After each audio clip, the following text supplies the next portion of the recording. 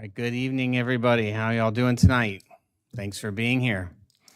We'll go ahead and get started. This is the August 19th, 2024 meeting of the Flagler County Board of County Commissioners. It is 5 p.m. If everybody could please stand for the pledge to the flag.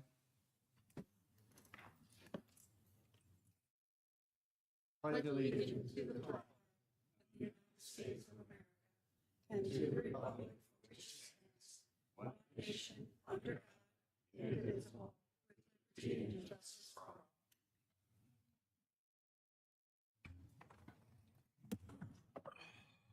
At this time on the agenda, we take a brief moment of silence. We take this moment for individual prayer, reflection, or meditation. This is the time we take to honor and remember our first responders and the men and women in our military who keep us safe and protect our freedoms at home and abroad.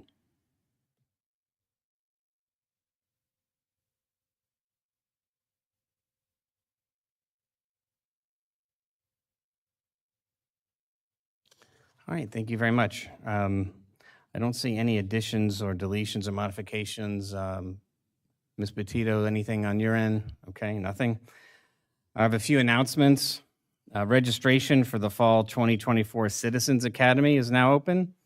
There will be 13 sessions to be held on Tuesday and Thursdays from 9 a.m. to noon, beginning October 8th. This is a wonderful opportunity for residents to learn about the responsibilities and operations of our county departments. And because the classes are held at a variety of county facilities, participants experience firsthand the broad range of resources and capabilities that Flagler County provides. The class size is limited, first come, first serve, so sign up today, please. Additionally, you can visit flaglercounty.gov. We have a transparency dashboard is what we call it. Has different portals that you can view and select for additional information on county operations. We have one portal for citizen advisory boards where you can view our open positions and learn more about those boards. We have an aircraft noise abatement portal, which you can submit concerns or view a map that shows the different reports that have been placed.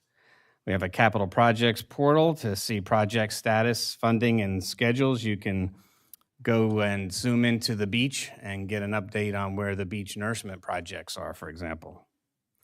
We have one on drainage maintenance, and you can review the different projects that are currently underway to improve drainage in the county.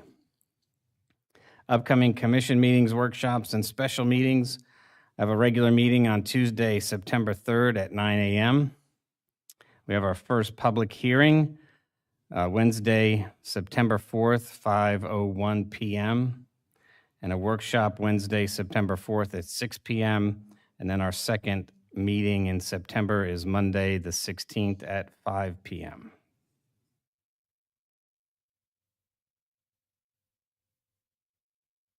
Okay.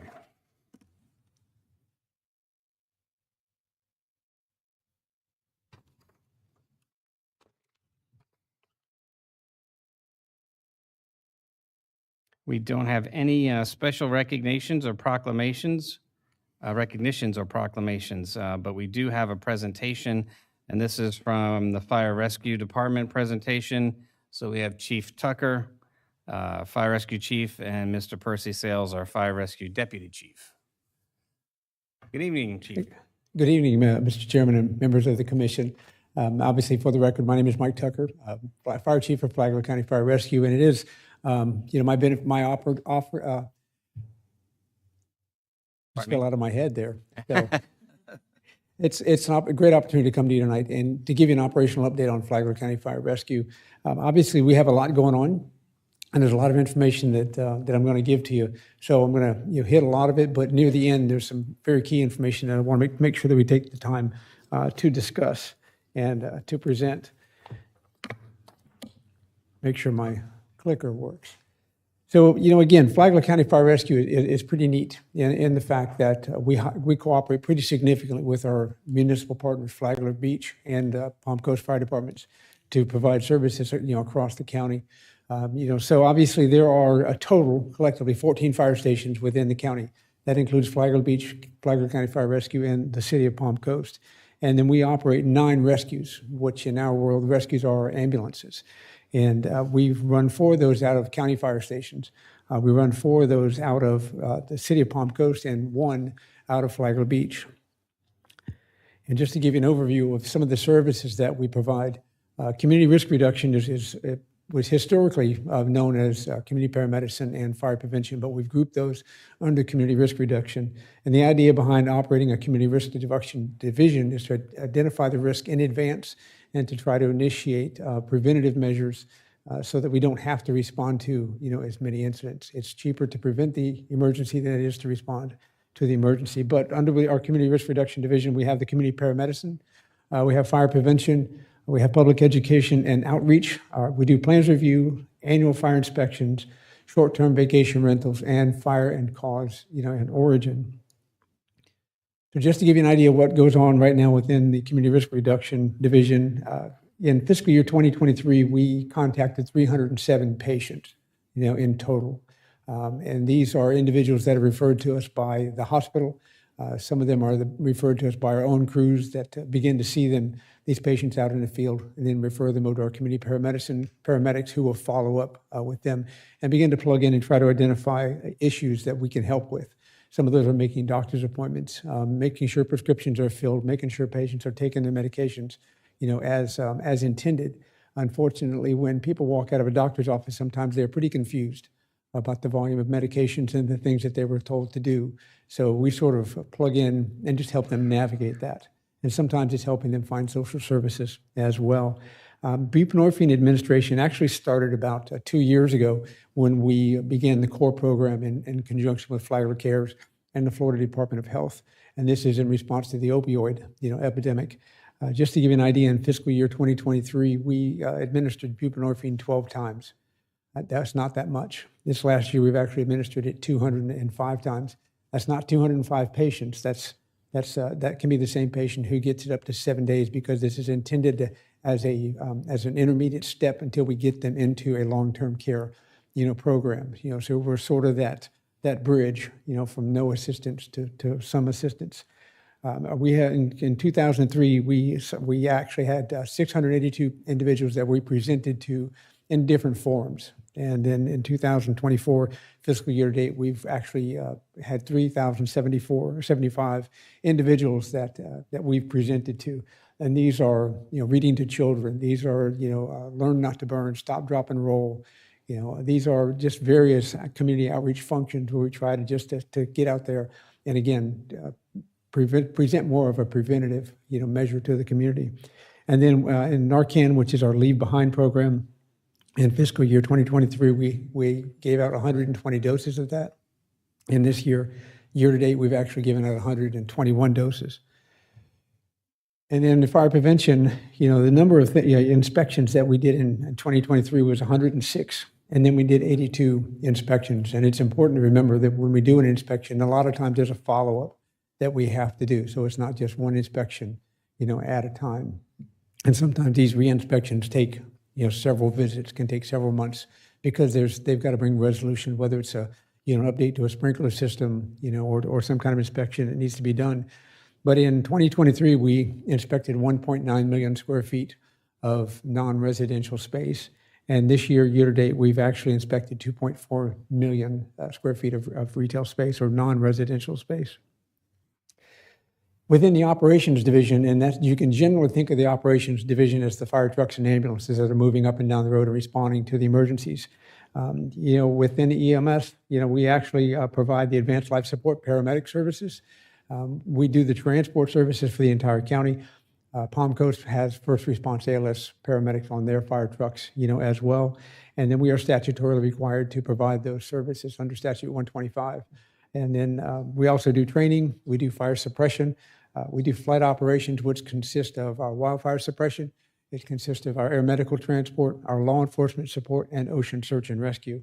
And then we also do the E911 coordination, which is from the point in time somebody calls 911 on a phone until that call ends up in our communications center. So that takes in account the 911 dispatch system. Not necessarily the sheriff's office is responsible for the communicators and the dispatchers that are in the comm center, We managed the 911 system up to that point. Years ago, that was just copper lines. Everybody knew that as a typical phone line. That is much more technologically based now, and it is much more in the cloud. So it is definitely a lot different than it used to be. And then we also do the 911 addressing, which is our GIS team, within the county. For training for fiscal year 2024, we've actually delivered about 10,782 hours, of training. This includes recertification for the paramedics, for the emergency medical technicians, a lot of our in-service training for firefighting itself. And just to give you an idea, some of the advanced certification and advanced degrees that our staff have for Fire Officer 1 through Fire Officer 4, and those are different levels of certifications. Our individuals hold 59 certifications. For Fire Instructor 1 through 3, we have 41 certifications. And the Apparatus Operator is 29, Safety Officer is 3, Hazardous Materials Technicians is 7, and Technical Rescue Technicians that are fully certified technical technicians is 2, but that is a long certification process, and we have several individuals that are in process of moving in that towards full certification. And then degrees, we actually have 21 individuals that hold associate's degrees, 14 individuals hold bachelor's degrees, and 3 individuals that actually hold master's degrees. And we've got individuals that are in process of getting those degrees, now. So those numbers will continue to increase. When it comes to firefight activities, as of July 31st of this year, since inception, we have transported 795 people from emergency scenes to area hospitals, to trauma centers. And that really is the only reason that we transport a patient, is because they need to go to trauma centers.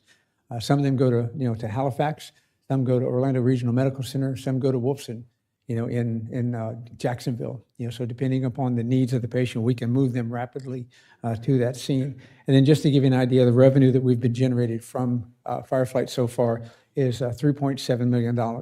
And that is in 22 years of operation. We've dropped 2 million gallons of water, and that is a pretty significant volume of water.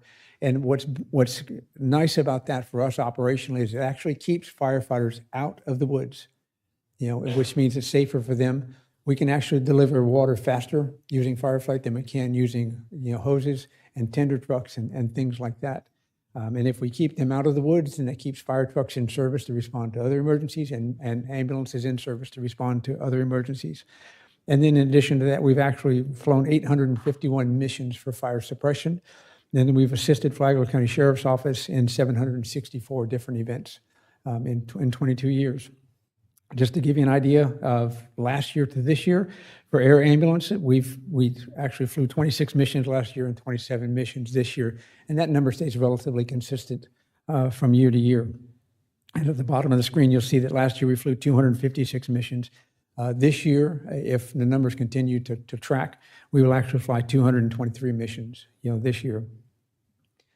We do operate 4 specialty teams. This includes our wildfire response and mitigation team, our technical rescue team. And when I say technical rescue, think Surfside collapse.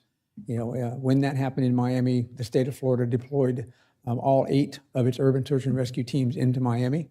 Our technical rescue team, one of the 44 in the state that are authorized, was that next line of response, if for anything else that happened, in the state. So these individuals are highly trained. And then obviously our water and marine rescue individuals. And we do provide support to Flagler County Sheriff's Office by providing them SWAT paramedics, as well. And in our 2023 incidents, we responded to 18,946 incidents, and a majority of them, are medical. This gives you an idea of the incidents by year. In fiscal year 1920, we responded to 15,145 calls. Last year was 18,946. And if projections continue on the path this year, we'll be at 19,535 calls for this fiscal year. What we plan on each year is about a 2.5% increase in call volume year over year. If the numbers continue to hold true like they are, as we're only approaching 2 more months, in the year, in the fiscal year, we will actually see a 3.1% increase in this year's call volume. And this is a trend that's going on across the country. EMS services are having more demands placed on them. And just to give you an idea of how the call types have broken down EMS versus non-EMS. In 2020, 71% of our calls were EMS. In 2023, they were 75%. And you'll see that the non-EMS calls have actually begun, to go down. And when I say non-EMS calls, that's fire, that's, funny smells in the building. This is children locked in cars. This is everything else, that we get called for. And you'll see that the percentage of transports is actually beginning to go up. In 2020, we transported 71% of the calls that we responded on turned into transports. This last year, it was 75%. Emergency operations by the numbers, obviously, as I said, 75% of our incidents are medically related. Call volume increases typically by about 2.5% annually. And one of the challenges is that more and more people are relying upon fire EMS services for their non-acute, emergency incidents, as well. When they're just confused about what to do about a medication or generally about where they feel, they will call, the fire department. And so we have to respond to them, and provide assistance, as well. Just to give you an idea on the 911 comm center, we're projected to complete about 49,812 911 calls, this year. That includes law enforcement and fire. That's not just fire rescue.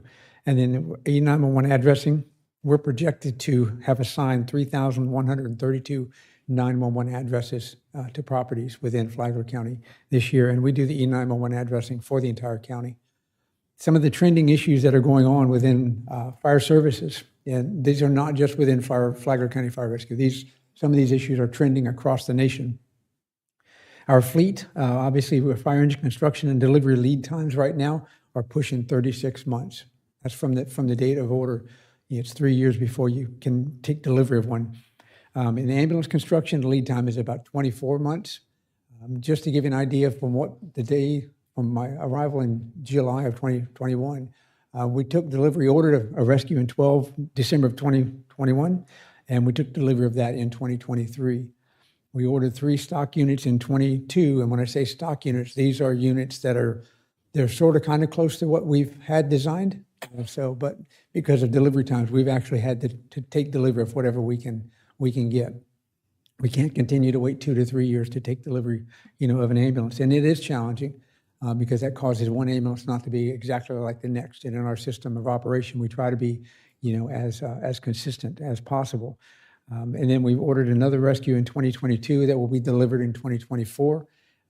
2 new orders were placed in fiscal year 2025 that will be replaced in this October, and we won't see those until 2027 unless we can identify some stock units to purchase there as well. And then we have ordered 1 stock unit in 2024 that we believe we're going to take delivery of in November. Staffing, there continues to be a national shortage of firefighters and paramedics across the country. That's not just unique to us. That's the entire nation is experiencing that challenge. Recruitment of retention of personnel is a challenge. There's strong competition out there, right now among agencies to recruit, firefighters and paramedics. Our Flagler Palm Coast Leadership Academy is actually one of the premier ones in the nation. And Commissioner, you're pretty familiar with that program. To date, we have 10 employees that have come from this program. And I think you met Javon Jones, a couple of weeks ago. And in addition to these 10 individuals, 2 of these individuals are now have been promoted to rescue supervisor. So they're now in the agency and starting to take on some leadership responsibilities and starting to raise children of their own and have families of their own. So that program has been a tremendous success for us, and we're going to continue to try to recruit out of that program. Firefighter safety and health and wellness, mentally and cancer prevention continue to be trends that we are working, to try to stay ahead of.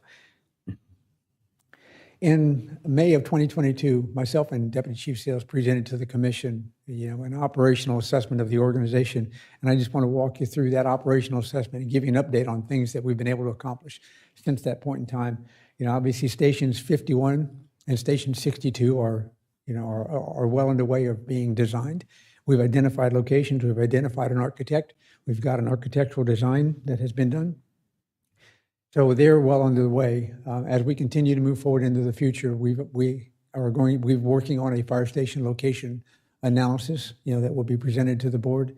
A lot of our facilities to date are not strategically located just because they evolved out of a volunteer system. And that was where you just sort of had property wherever you could, so now we're trying to strategically locate these facilities for future growth. And then the staffing continues, as I said, was a challenge. The SAFER grant has been completed. It may be a source that we want to look at for future, growth within the organization. We this last year, we actually took over warehousing and inventory of our own supplies this year. And one individual came over from Central Stores in that, and that has worked exceptionally well. And then obviously continuing to work on a staffing plan that's linked to our population increases. Just to give you an idea of our current utilization rate amongst the population is 15% of the individuals calling 911. So for every 1,000 people that move in the county, I know there's pretty certain there's going to be about 150 additional 911 calls that are placed. Excuse me, again, equipment. To date, since May 22, we've replaced 5 rescues or ambulances with 4 more that are slated for delivery. We have physically replaced 2 fire engines, and we have 2 more fire engines that should be delivered, any day. And we actually have laid eyes on them. So they say Flagler County Fire Rescue on them. So we know that they're coming. Obviously, this Wednesday, we will have the firefight replacement, which is a major hurdle, in our provision of services. We've updated all of our technical rescue team equipment and vehicle as well. We've replaced all of the cardiac monitors so that now all cardiac monitors are up to date and within warranty. And we're going to continue to work on that. The next version of cardiac monitors is out, but that move allowed us to hold that off for several years, which is a good thing. And then we actually replaced all of our extrication tools. We went from the standard hydraulic tools to the hydraulic tools. And these are what most people know as the jaws of life. And then we have established a capital equipment plan for all equipment in the organization so that over the next 10 years, we have a pretty good idea what needs to be replaced and when it needs to be replaced. This was the same slide that we presented to you in that presentation of May of 2022. Excuse me. At that point in time, everything in black was proposed. The green was proposed, and we have been able to successfully achieve that or fix and to implement those. The rescue supervisor's position, now all rescue trucks in the county actually have a supervisor on them. That has been completed. We proposed the addition of 1 additional battalion chief per shift. Our 1 battalion chief per shift covers 571 square miles. And if he's able to visit every single station in a day, it's a 105-mile drive for him. So he does not get to spend much time with the crews before needing to move on. And that's without any emergency calls happening, in the meantime. So in October, we will actually be adding a 2nd battalion to the county. So that'll be an excellent split and allow them to spend a little more time, working with the crews and beginning to train them as well. This October, we will actually be adding an additional training officer to the organization. And then we've actually, with the transition from Central Stores over to us, we have the logistics technician, in place. Again, additional growth within the EMS division, the need for additional administrative support, the additional fire inspector, and the additional pilot are things that we're going to continue to try to work towards, in the future. The point here about the proposed 9 certified firefighter paramedics, we added the 9th rescue without it adding additional personnel. But we restructured a lot of resources that were in place to put that rescue, in service. And as we mentioned at the last commission meeting, we have had several positive outcomes, because of that rescue being in place. And I will point out that we did save a cat a couple of days ago in a house, and that was that rescue truck that did that rescue on the cat. So we were pretty happy about that. But in the end, commissioners, we want to thank you for your support. And I know that we have a great team that works for Flagler County Fire Rescue. It's an honor to serve the citizens, and it's an honor to serve you. And I have any questions that you may have. Thank you for that. Questions for Chief? Mr. Sullivan? Just wanted to say that the staff, leadership, stability is crucial to making this work in coordination with us here. And I think that's happened since you've been chief. And we've got a great fire department, and we really are happy to see that that is true. Thank you, Commissioner. Anybody? Is that the part I say ditto? Ditto. Ditto. Good job.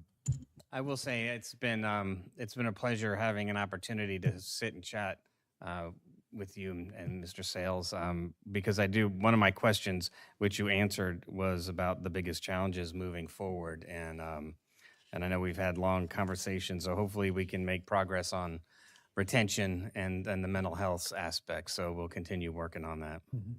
It has been challenging, but again, the staff is phenomenal, and I will just continue to give kudos to Deputy Chief Sales, who is a rock star and allows me to do the things I need to do, and he's very good at doing the things he does. So it's great having him on the team. I'll look forward to it. And thank you again. Give everybody our best. And in the back, thank you all for attending and being here in person. Appreciate you. All right. Thank you, Okay. sir. Thank Appreciate you. it.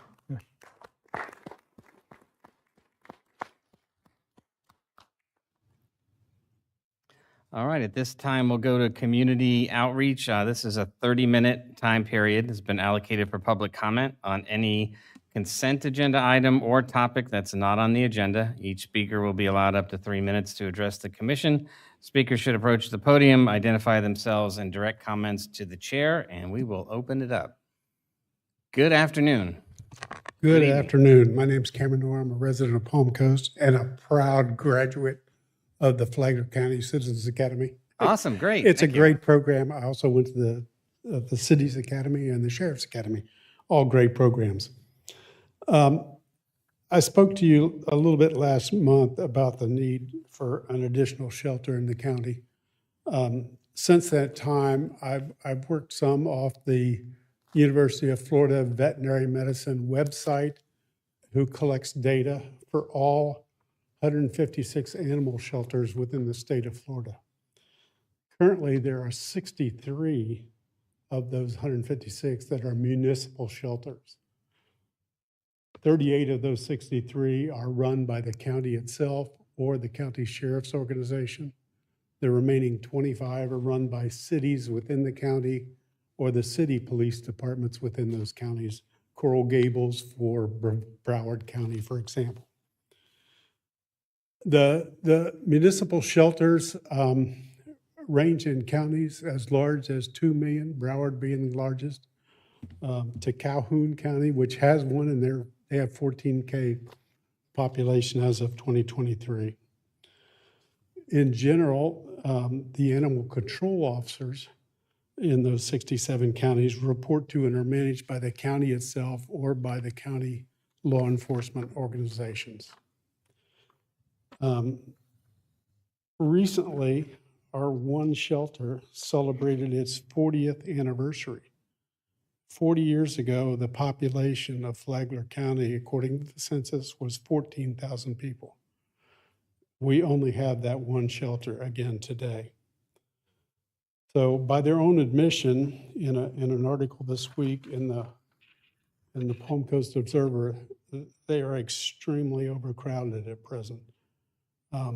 The database shows that the intake per 1,000 people, if you look on the University of Florida website, and I'd like to leave this, so if anybody wants to look at the database, great database. Intake per 1,000 people is about 19 in this county. Most of the other counties run in single digits, a lot of them 1 to 2. So again, it just points to the burden that's placed on that single shelter.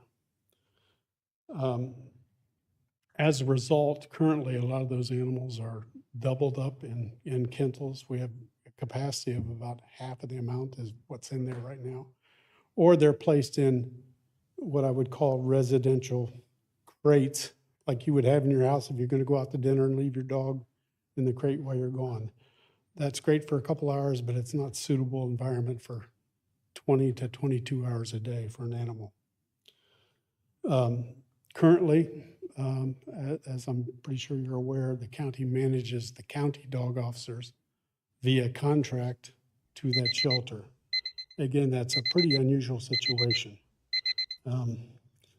Usually it's with the sheriff or with the county itself. I did have I mentioned this last time I was with you. I had a chance last week to go to Brevard County and visit their municipal shelter again. They're more than willing to share any information that you might be interested in. I could provide a contact information there if you desire. But it's time to start thinking about planning about another shelter. Thank you. Please do. You can send that by email. Okay, Yeah. will do. Good evening. Good evening. My name's Ann Thompson. I'm probably going to repeat some of the same information. The Flagler Humane Society has been open for 40 years and I believe has 55 dog kennels or thereabouts. They're currently housing over 100 animals, which is way more than they are equipped to handle. That being said, I'm glad they are housing the animals as there is nowhere else for them to go. 40 years ago, when Flagler Humane Society was built, the population of the county was around 16,000. Now it is 106,000. And yet, we're still using 55 dog kennels for the whole population.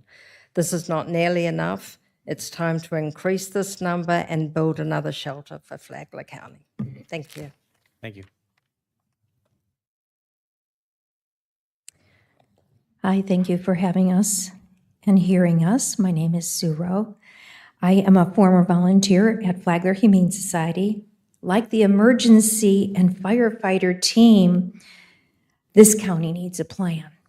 Every day, pets are dropped off at Flagler Humane Society, surrendered, abused, and many times neglected prior to them coming there. Flagler Humane Society their lack of care for these pets is beyond sad. They do not have a plan. Though Flagler Humane Society has taken in fundraising money, county money, taxpayer money, donations from many different sources, adding up to over $4 million, the director claims there are not enough funds to hire more kennel staff. That is desperately needed. The kennel staff can only do so much. Volunteers are needed, especially since, though they claim to have 300 volunteers in their database, less than 15 per week actually show up to help. That includes for laundry, kennels, cattery, and the outreaches. Very good volunteers were terminated, 3 at this time. The care of these pets depend on volunteers to give them some attention, walk them, nurture them, and sometimes help clean up with the needs of each individual dog, something the staff never seems to have time to do.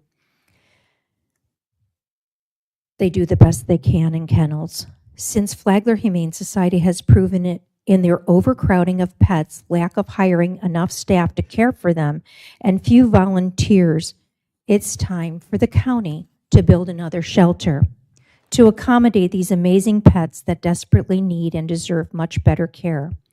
Flagler County, Palm Coast growth is not slowing down, nor is the population of animals in need. Time to show the people you care. It's often been said, if you see something, say something. Well, we have. Time for a solution in good animal care in Flagler County. Thank you. Thank you. Hi, good evening. I'm Kathy Saris, and can you hear me? Yes, I can hear you. Okay. Well, I'm here to speak about the Flagler Humane Society also. And I know we've been here before, and I know you've heard us, but I just want you to keep listening, okay? I don't want us put under the rug at all because we're here to speak for the voiceless. My biggest gripe is euthanasia. And in the one report that just came out in the newspaper, they put their standard operating procedures on there, and one little subject happened to be euthanasia. So they do not follow it at all. They do euthanize many dogs outside, like I told you last meeting, in the extreme heat with the gnats over by the freezer area. Maybe it's just more convenient. But I don't want to go on about that because that's a hard thought in anyone's head. On Charity Navigator, as far as their revenues, they say that their revenue in 2022 was $4,298,000. Now, I know we have a lot of big donors in our community because I know we have so many animal lovers in our community. And I think they donate to make a better life for the animals. There's one cute dog. She's probably about, I don't know, 40, 45 pounds. She was 3.5 when she came in. Her name is Wheelie. She's been there for a year and a half already. She's 5 years old. I think they can do better for this one dog. They can reach out. They can take her to outreaches they have. But you know where she is today? Because she messed one of the employees' offices because someone forgot about her for a whole day. So she's kept in a examination room, which is off, unknown to the public. It has a frosted glass, so you can't see it. She's medicated like many of the animals are, which sometimes is good. If I was in there, I'd probably like medication too. But that's not the dog that's going to be in someone's home if they get adopted. So since she's been there a year and a half, is she going to go through withdrawals? Is this going to be the same dog that someone nice and sleepy under the covers? They had a cute little video. I mean, they just need to do better. They just need to care. You know, it's a non-smoking property. They're smoking on the property. Let them take a dog out to relieve themselves while they're out there, for goodness sake. And I guess that's all I have to say. And we'll just keep coming back so you remember us. And we know you're helping us, and we know you have a meeting, and I thank you. Thank you.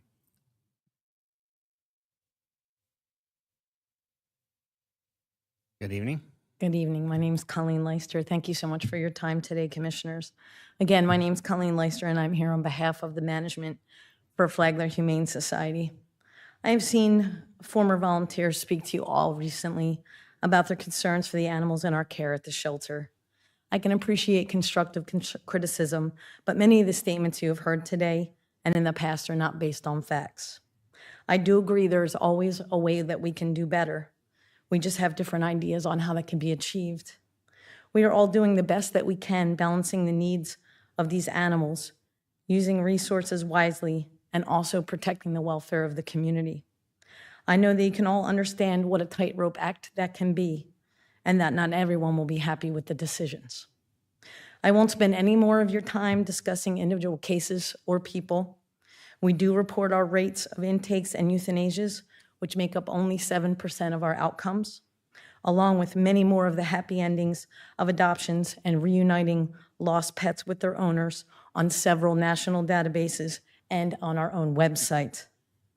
These facts and figures are always public to everyone. Our door is always open to volunteers, staff, and the public to honestly discuss the reasons behind our processes and programs. Please feel free to come visit us at the shelter anytime to see the valuable resources we provide to the community. I want to thank you all for your support that we have received from the county in the past and for the understanding you have had to the growing needs of our animals in the community. The only way we can continue to house and care for these animals from the community is help with the community's support. Although all of our processes and decisions are not always acceptable to everyone, we must and will continue to do what is best for the animals and Flagler County's public safety. Thank you again for your time. Thank you.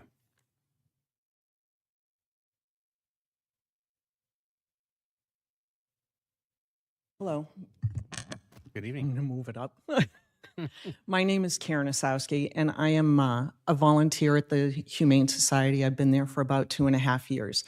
My responsibilities at the Humane Society, or I won't say what I offer, I can't say my responsibility, is I facilitate training for dog walkers. I do outreach, so I take the animals out to different events within the community to try and get them adopted, and I'm also a dog walker. So I've had experience in many different areas. The one thing that I would ask of all of you is that you go out and you actually see and experience what actually happens at the Humane Society. There is a group of extremely hard workers that are there. The staff is amazing. They will do anything for the animals. And any time as a volunteer that I've needed assistance, or there has been a mess in a kennel, or a dog seems overly stressed on a particular day, They are there to help. So I've never had anybody say that they couldn't help me or that they wouldn't help one of the animals. Do we get, overpopulated? We talked about, do we need more facility? That's not for me to say. That has to be based on numbers. But I will say that with a 93%, live adoption rate, that's extremely high. When I go out and I look at other facilities, they're not that high. We also don't have what I'll refer to as an expiration on an animal. Kathy is right. We have had Willie there for 18 months. We've had 2 other dogs there who are a bonded pair, seniors, who are very difficult to get adopted, that have been there since 12/31 of 22. We love them. We care for them. The staff loves them and cares for them. So there is no expiration on the animals. And they're very well taken care of. And I would just encourage you to go out and take a look at the facts, the figures, the euthanasia reasons, all of those things before decisions are made. That's all I have. Thank you. Thank you very much. Good evening. Hi. Valerie Clymer, resident of Palm Coast since 1998 and vice chair of the Affordable Housing Advisory Committee. I'm switching gears because I think that Chief Tucker had a valid point. It's difficult to get people to work here in our community. What's even harder is to keep them here. They cannot afford to live here. That's a very big problem. We have teachers living in cars on US 1. Is that the way you would like to live? But yet they come to work every day. Firefighters living in their car behind the firehouse, but they have to move it when they're not on shift. Is that how you would like to live? I like having a roof over my head, and I think we need to do more in this county to put roofs over people's head, especially the workforce. What are we going to do when another county offers our EMS, hey, guess what? We've got housing going in for you, and we'll give you a bonus, and we'll pay you more money. I've watched this with 911 operators who have left us to go to another county because of a bonus and a higher pay. But now they're also throwing in, hey, we're going to have housing that you can afford. Do we want to miss the boat and all of a sudden be trying to find people to work in our communities? Or do we want to do something? There are resources out there to help us. Why can't we take some of the land you own? Build a development or a community for teachers, for firefighters, for county workers, for city workers.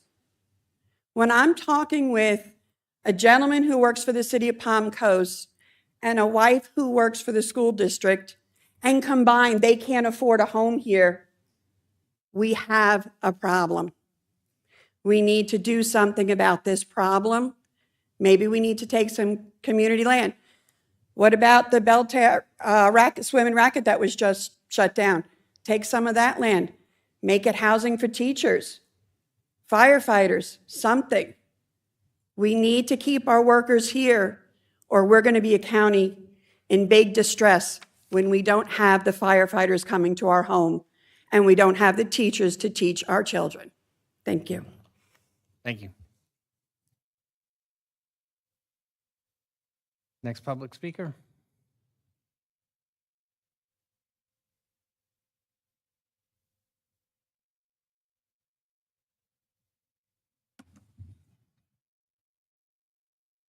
Good afternoon.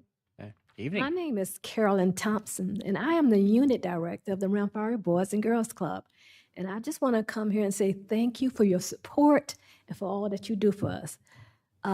Being the Boys and Girls Club, a lot of people do not know about us, but we are housed at Round Fire Elementary School, and we are free of charge. So I just want to say thank you, because we do have parents that cannot afford after-school care, but we are there to help them with their homework help, or fun educational games, or a free afternoon snack. And because of you guys supporting us, our parents have a place for their kids to feel safe and feel like they're welcome. So thank you for your support. Great. Thank you. Thank you for being here and sharing.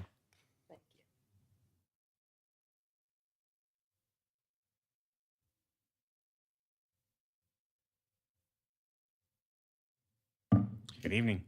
Good evening. My name is Richard Hamilton. I live on Island Estates in Flagler County. And I'm glad somebody else broke the ice. Last week I had to put down my 23-year-old cat. And so I know just how difficult this decision is. And I'm sure there's a middle ground between the two sides here. My reason for coming tonight was not to talk about that.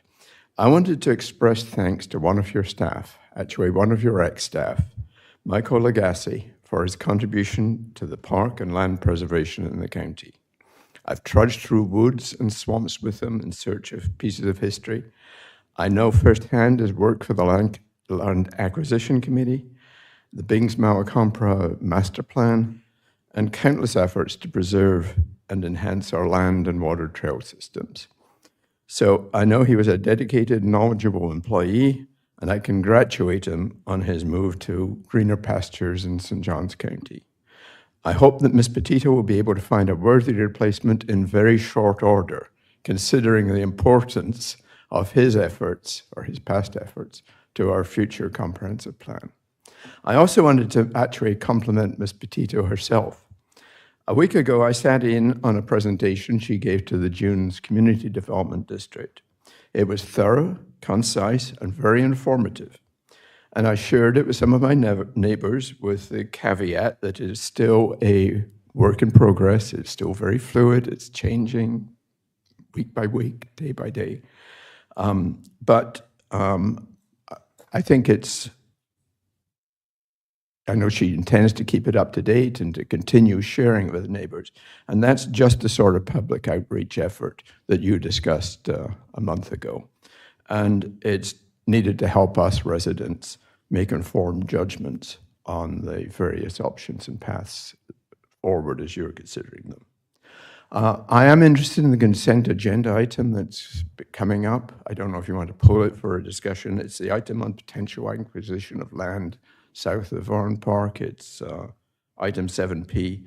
Not that I have any problem with the concept. I fully support it.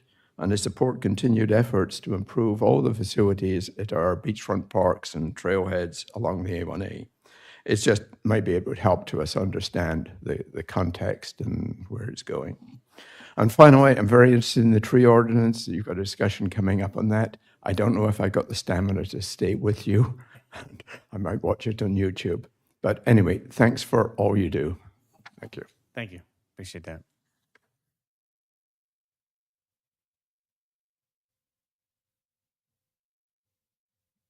Good evening. Evening. I'm Mike McCabe. I'm here to make a few comments about the beach. I live in Hammock Dunes on Island Estates.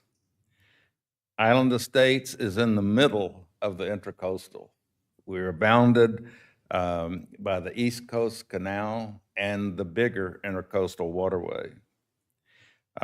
Two people from our community have been very vocal on this subject, and that is Greg Davis and Dave Eckhart, who are residents of Hammock Dunes. But they do not represent Island Estates. In fact, we have a lawsuit against the Homeowners Association. The HDOA has already assessed Island Estates $5,000 per owner. We have 200 residents. That's $1 million that we have paid already for beach renourishment. We are not opposed to helping fund the beach, but there are some conditions that I think you should consider. One is the people or owners who are right on the beach, and have beachfront property should pay the most. They're the most directly affected. Next in line would be people who are east of A1A. Third in line would be those who are west of A1A. And then fourthly would be those who are west of the intercoastal waterway, which is where Island Estates is, in my opinion.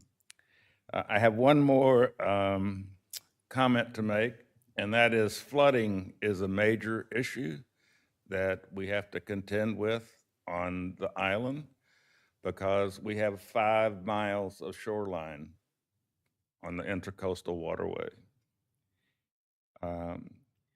And I know this is a county-wide problem, and I wanted to just commend the county for the work that you are already doing on the beach. Thank you very much. Thank you. Thank you for comments. Mr. Chairman, I just have to make one comment.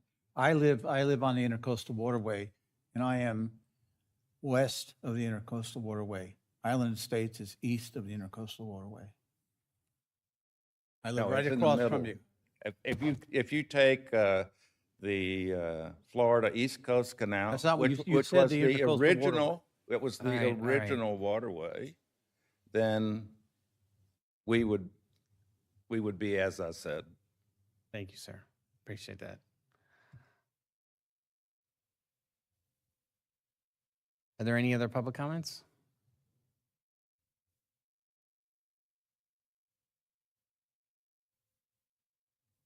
Yes, good evening, George Mayo, Palm Coast. In past meetings, I know there have been a lot of discussions about the noise and parking problems emanating from Bronx House Pizza out in the Hammock. And you now realize that maybe the parking standards that are used are insufficient.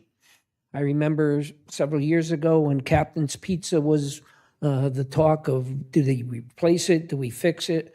Everybody was an outcry, just get rid of it. Oh, there's a problem with it. Everybody wanted Bronx House. Oh, what's wrong? They got Bronx House.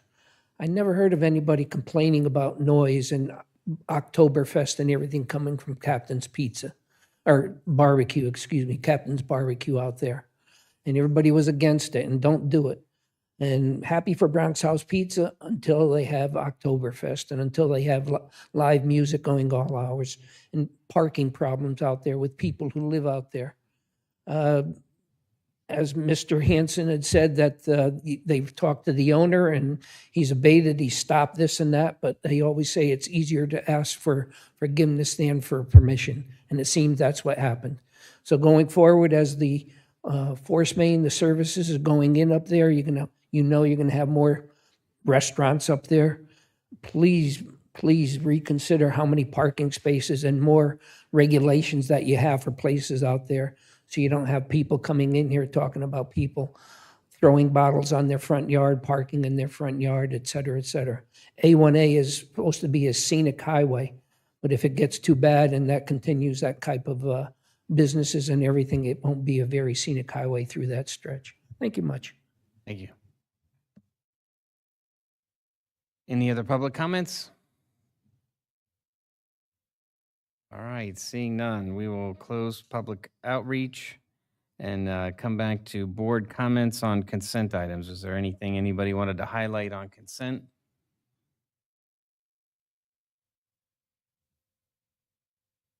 Sullivan, any?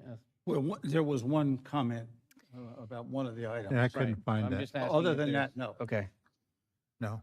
no? None. Okay, Mr. O'Brien? None, okay. I was actually gonna have 7P pulled anyway, so that will take care of the one public comment. Is there any other, at this point, is there any other items that any members want to pull from consent for further discussion?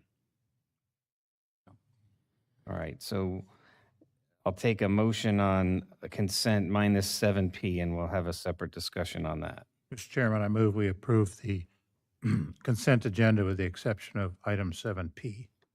I have a motion by Second. Commissioner Hanson, seconded by Commissioner Sullivan. All those in favor signify with aye. Aye. Aye. Any opposed? Hearing none, motion carries unanimously. So 7P is our hazard mitigation grant program. It's a project update for beach dune nourishment and land acquisition project. And I did get a call earlier today on news, which I directed to staff, but because I couldn't take their call, but that was the reason I was going to pull it. So Ansley, did you want to do a brief summary on, and my question really just concerned the ESL program and its ties and making sure that we're in compliance with the original ESL documents for what we're doing. Right. Okay. Yes. So Ansley Wren Key, Coastal Engineering Administrator.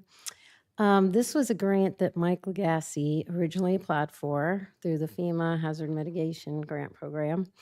And he was identifying 3 different properties that may serve us as public access places along our coastline. And that is all something we know we need in areas so that we can get more federal funding.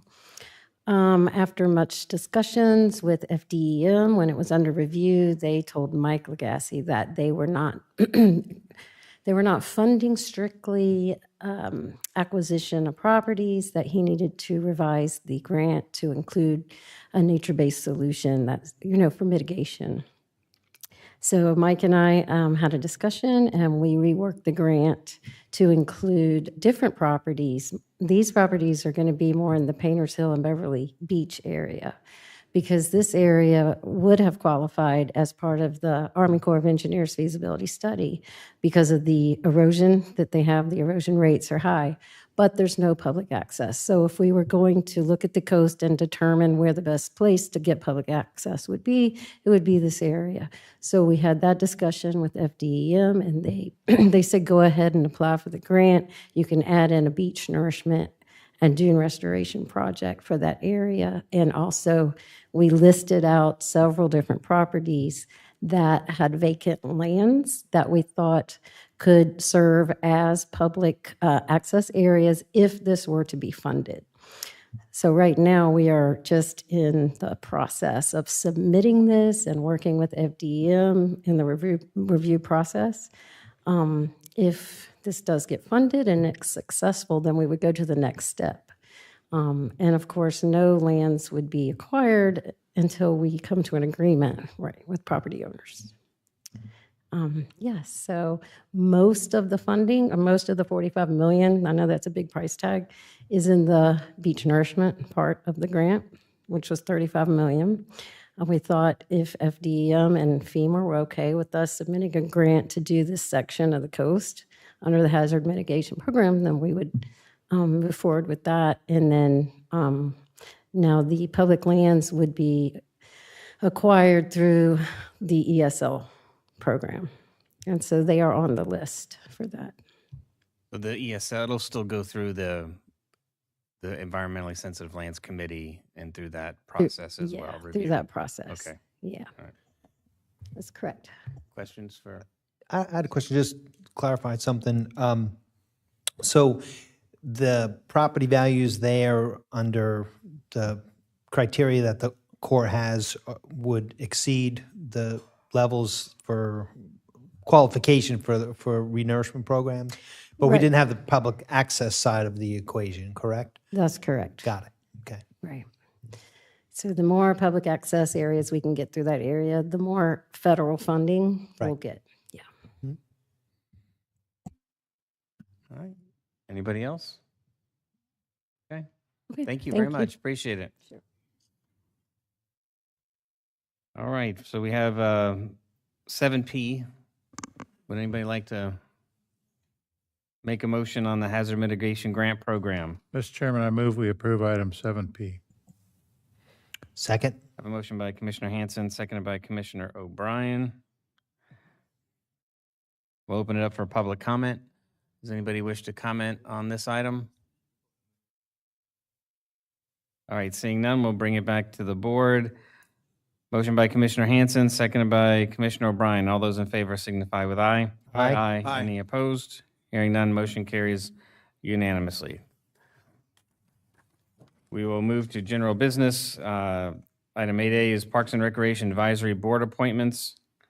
This is a request the board consider applicants of Ms. Tiffany Wiggin, Mr. Michael Dembrose, and Mr. Arnold Levine. Thank you, sir.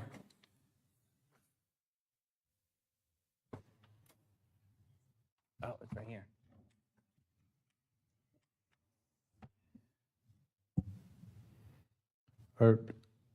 So select two. Any of the folks here? Are any of the applicants I got here? Brian. I have your ballot. Just one? Tiffany? Okay. That's Tiffany. I know Tiffany since she's a young lady. Nice to see you, Tiffany. I'm glad you're still involved in our community and local. I was reading about you, so that's great.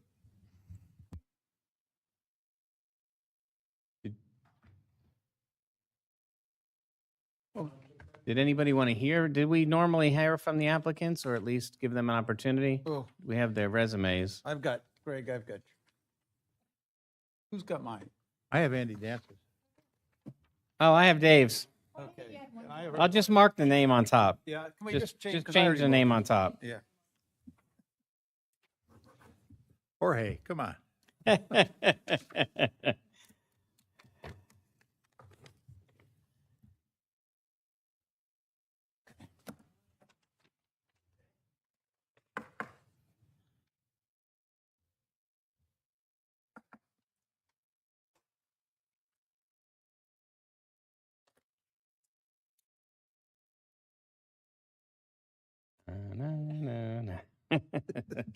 I'm sorry, I should have seen that sooner. but I'm glad No, you that's saw good. it. I'm glad you caught it because I didn't catch it at all. Donnie caught it.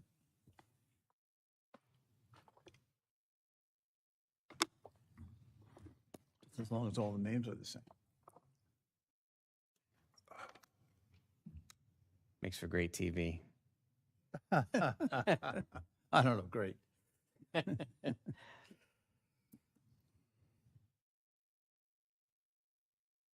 All right, great. Thank you. Okay, so based on the calculations and the tabulation, I would like to congratulate Ms. Tiffany Wiggin and Mr. Michael Dembrose. Those are the top two vote getters. And I guess for Mr. Levine, I would just like to say thank you for your continued service since 1999 on the Parks and Advisory Committee. That is a admirable length of service to Flagler County on that committee. So thank you, sir. Appreciate that. And congratulations, Tiffany. Good. All right, I'll leave that up there. We turn that to the Kirk. Kirk probably wants to see that. That should go for the record.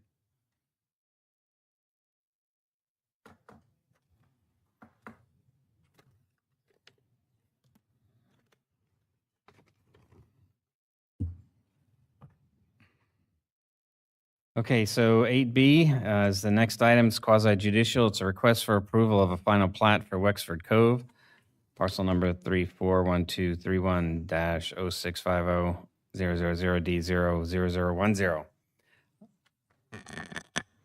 That's enough for that. We're not going. Got a short. Mr. Mangle, welcome, sir. Good evening, Adam Mangle, Growth Management Director. I've got a PowerPoint. I don't know if we got it queued up. I hope we do. Otherwise, this will be a short presentation. There it is. You got the location of the project, and you recognize this. At the south boundary is also the county line, so it borders down to Volusia. Along that west side, Interstate 95, you can see where Old Kings Road comes in. Just to the south of this and off of this graphic is Old Dixie Highway. So you can see what way access is achieved through this. It's through Volusia, through Wexford. You needed a newer one to show The all more the progress. development that's I there kept the now. old one because this one still had the trees on it. Right. I was cheating. And then this had the PUD, which we had done before, and then the residential low-density single-family designation on this one. And then when I jumped into, I wanted to rehash the tracks and the easements. And so we've seen the lots, you've seen the layout. This mainly to demonstrate here that there are tracks that are being dedicated to the Wexford Cove Homeowners Association and for their different uses. And so that noting here that none of them are dedicated to the county. The county has no maintenance responsibility within Wexford Cove for maintenance of drainage or right-of-way.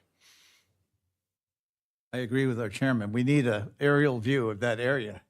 Soon. Updated. Almost It built has out. changed a lot. Yes, it is. It is.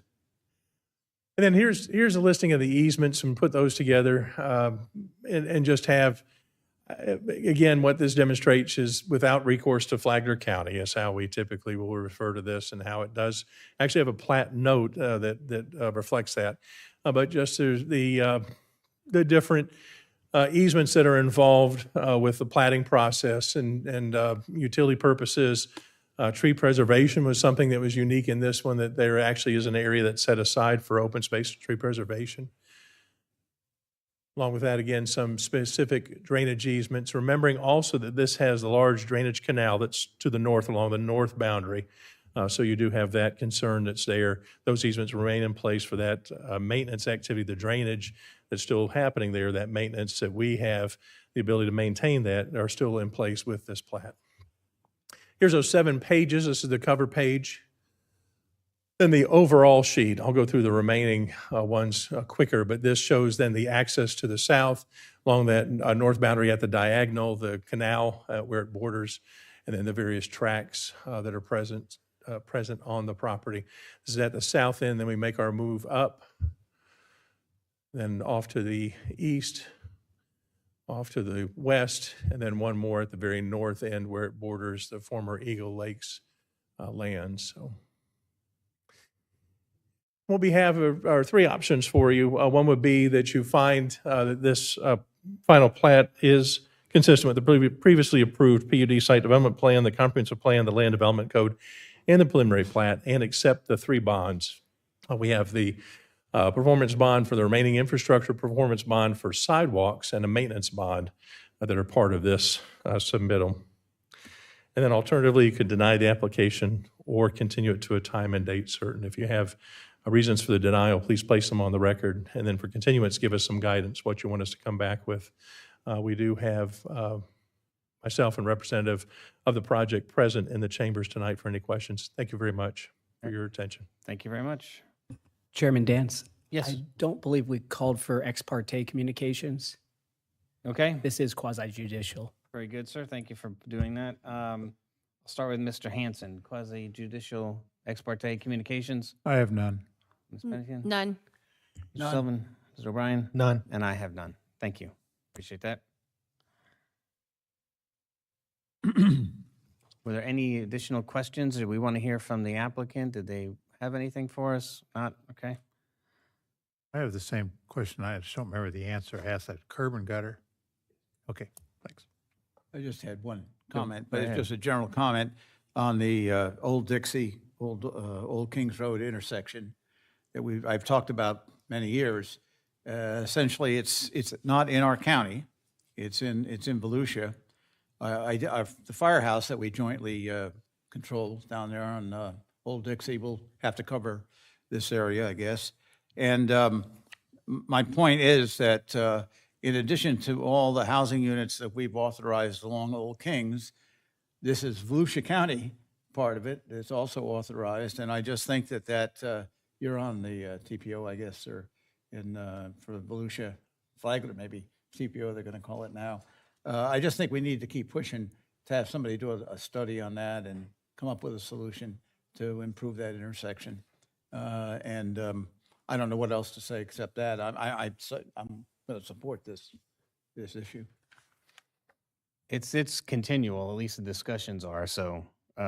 It's tough because it's right near us, and Volusia doesn't seem to be too worried. And if we straighten it out, there's affected property owners, so that complicates things as well. My question would be, what percentage is left for completion of construction?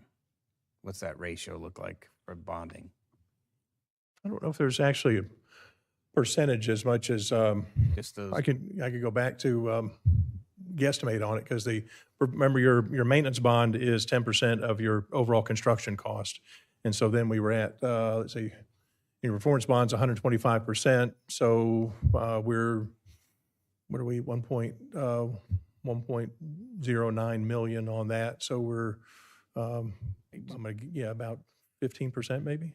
Of remaining? 12, yep. And then your sidewalks are separate, so your sidewalks, that was all part of the plan already, that those were not going to be done at the time of, they're going to be done as the lots are completed. You'll have a rider come in that will reduce that sidewalk bond down as they progress. Okay. Don't want to tear them up when you're doing the houses. Okay. All right, very good. That's all I have. I don't hear a motion. We'll go ahead and open up for public comment. At this time, is there anybody for public comment?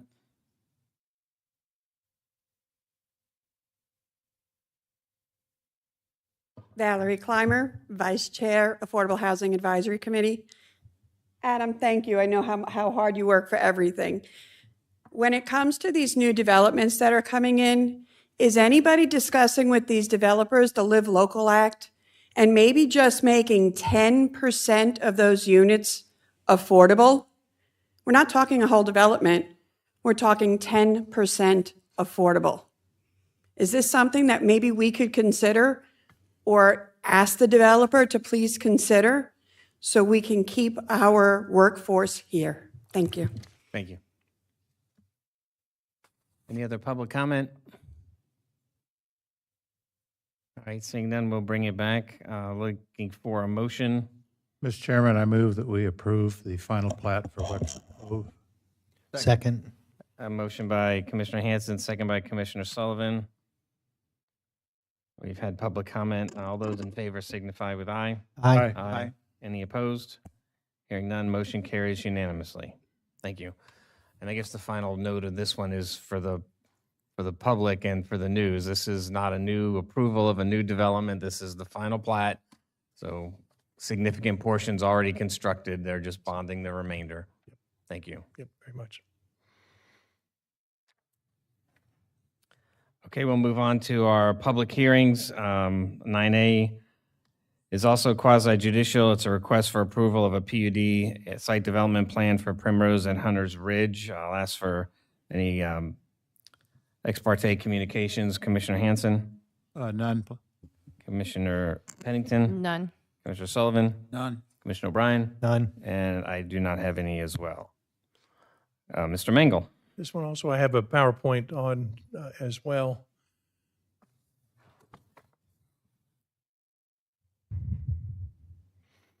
So this is to be known as Primrose at Hunter's Ridge, and its location is in the northwest corner of the intersection of Hunter's Ridge and Airport Road. And so this is that part that we've had as being considered the commercial center.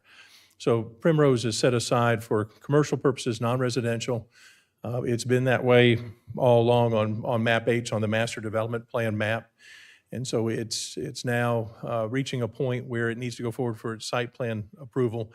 This is, in fact, what we're considering this is phase one of that site plan. If as this moves forward, you will see this several other times as it moves through the development process, because this site plan at best now would meet the shell of the DRI's requirements, but this does not put in motion any actual project that's going to come in. But what's here so far is a very hypothetical layout. It does make sense to us, makes sense to the applicant, to the engineering company that's put together the schematic, but it's likely subject to change based on the needs of a future tenant. And so I need to make sure I put that out of the record. Here's that layout. Future land use shows that mixed use low intensity PUD consistent with the Hunters Ridge DRI. Zone X, not part of a special flood hazard area, do have some areas of depressional soils, and those do link up generally with those wetlands. If you look off to kind of the right of the center, you can see a couple of those wetland areas, and those wetland areas do show up on the site plan. Some of them are being impacted, some of them are being preserved. Primrose itself was identified as that retail area allowing up to 239,841, very precise number there, but based on the land area of the parcel for mixed retail, office, and services uses. and then with a 45-foot maximum height. The caveat here, the DRI obligations have to be met before final site plan approval can occur. Those DRI obligations consist primarily of transportation mitigation. And so those will be satisfied as those tenants, as that final site plan comes in. Once we get some specificity there, if it's a grocery store as an anchor, if it's likely a grocery store, if it's some other tenant mix that's going to be part of that shopping center, that will come in then, and you'll see this again. And they'll need to satisfy those DRI obligations at the time that that site plan comes in. Can I ask a question while you're Yep. on that? So the obligations are just monetary? Yes, principally. Yeah, at this point, it's a cash flow at this point. So the contributions to future improvements? Yes, it will be, the projects have already been identified by DOT for the most part. There will likely be some prop share that will be needed from DOT for development of this parcel specifically. And then there will then, of course, also be impact fee credits that will be eligible for any contributions to those. That'll be due at the time that hits, and so it's a bit of a sliding scale. Right now, there's other mitigation that's being handled elsewhere within the DRI, and those monies are being used on those projects that are presently part of the mix from DOT. And so, depending on the timing of this, we'll know then what the contribution will go towards. It'll go towards a specific project or projects. There's currently no store or tenant or anybody that said, I want to be there. It's way too early for that. That's right. Yeah, okay. Yes, sir. And so you'll see there that initial phase, what we put into this in that phase one site plan shows the phase line, 76,628 square feet of that 239 planned in 2 buildings. And that's going to be basically in that southeast corner of that parcel. You'll see that phase line because we're going to kind of flip it on its side, and then the phase line then ends up running generally east to west and bisects the property, more than bisects, it's about 1/3 and 2/3 into a southern portion, that 76,000 square feet, and then the northern portion. Parking is set through this agreement at the 4 spaces per 1,000. That's a little bit off from what we have. We normally have 1 per 200. But then you do have that language there. It talks about theaters and restaurants exceeding 10% of the total floor area that's provided for then. Then the parking is based on the minimum that's in our LDC, plus the 4 spaces per 1,000 square feet. So it helps to give a little extra cushion is what that's intended for. And then, as I mentioned, this will be amended as specific uses are identified. Here's that overall plan. And then if you can see at the top, it says, top in the middle, end of road and driveway construction for phase one. That's basically where we're at right now, that stub out for the northern extension of Hunters Ridge Boulevard ends there. And so if you can imagine then for this to go beyond that, the road would have to be extended. And that's not proposed at this point. That's not being planned as part of this. That's for another, likely the master developer to handle. Those offsite improvements, the road extension, the roundabout that you see off to your left-hand side to the north, that's not part of the scope with this project. This project is intended to provide that commercial level development, and along with that, the stormwater that would be related to this. Here's the table from the site plan, and just basically shows, I think probably more than anything else here, it shows the setbacks from the perimeter property lines being set at 100 feet on the front, 50 on the rear. Your side interior, we're calling 50 feet. Side abutting street, 100 feet. So 100 feet from your 2 streets. And then also to the street to the north, I'm sorry, the one that's not yet there comes off the roundabout. And then your parking required ends up yielding 960 total parking spaces at the 1,000 square feet, 4 per 1,000. And let's see, this plan again, I think I just put this in. Maybe I wanted to talk about the upland buffers and the wetland impacts here. You can see the impacts that are occurring in the center where one of the building footprints, the primary building footprint was going to be. There would be that wetland impact there. Those are creditable within the wetland, the county's conservation park area, our regional park area. Remember that there are credits that are available. They'll also avail themselves of the credits that are present within the park area. Let's see, this shows, I think this was our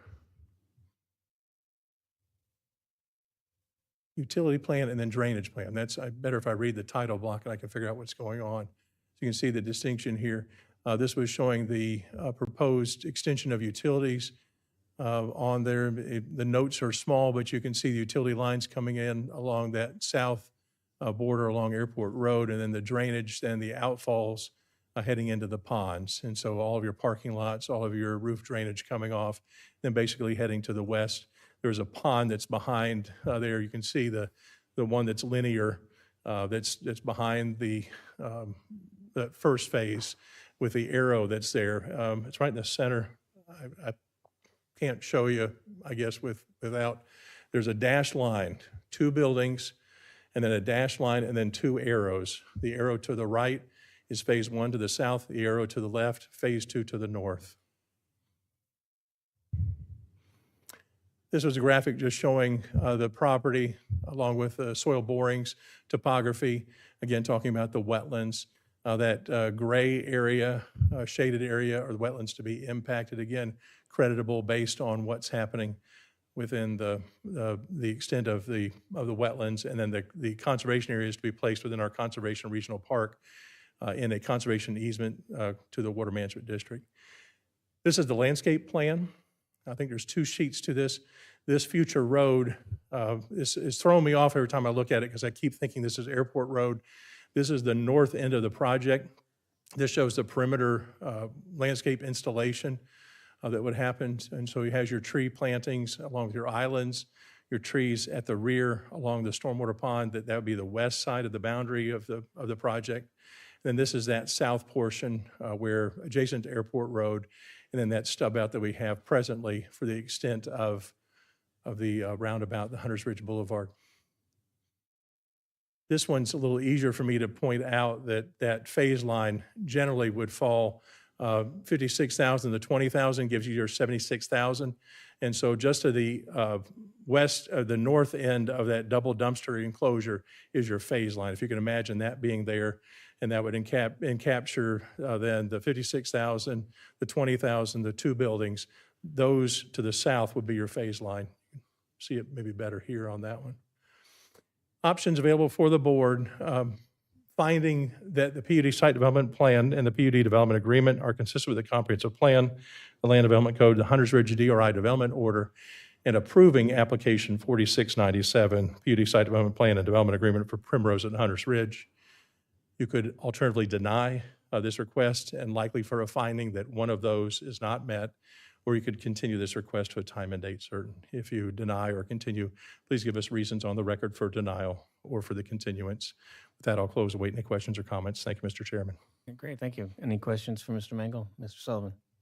So this is combination residential, commercial, or not?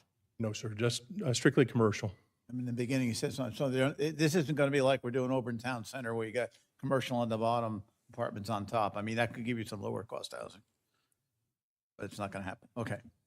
There are areas here that are yet to come that will have different housing mix. I think there are some areas that at least would be intended for potentially apartments or townhomes. That's not part of this request. This one's the commercial only. Commercial. Any questions for Mr. Mangle? All right, we'll open the floor for the applicant if they want to come up.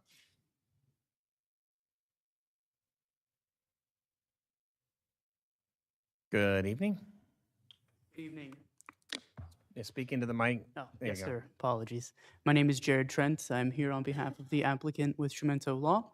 I'm Jared Trent, as I was saying. I brought our engineer, Mr. Mark Doust, with me as well. He can handle your more technical questions. I'm happy to answer anything else you all might have as well. First, I would just like to thank the county staff. They have been absolutely incredible throughout this process. I really cannot thank them enough for the amazing help they've all been. Just to name a few, Sean and Heidi, as well as Adam, everyone has just been amazing. With that being said, I think the staff report did a good job covering things. I'm not going to chat your ears off over here. So anything I can answer, I'm happy to. But as Adam was saying, this is the anticipated development. However, we do anticipate coming back at a later date, likely to amend as more unfolds. So anything I can answer, please do let me know. Okay, thank you. Questions? Well, there's a lot of surface area, parking lot, so I'd be interested at some point in you explaining your water management issue, what you're going to do with drainage and where it's going to go. So, Yes, sir. Yes, sir. Any questions? A couple. Yes, sir. So the 960 spaces that are required, how many do you show in the concept plan? Do you know? I have it in front of me. I'm not sure exactly how many are shown on the plan, though I do know it includes that 10% exception. So that way, if there are certain uses that fall in there that would be high volume, I think it mentions theaters and certain restaurant uses, and that would come into the calculation to account for that.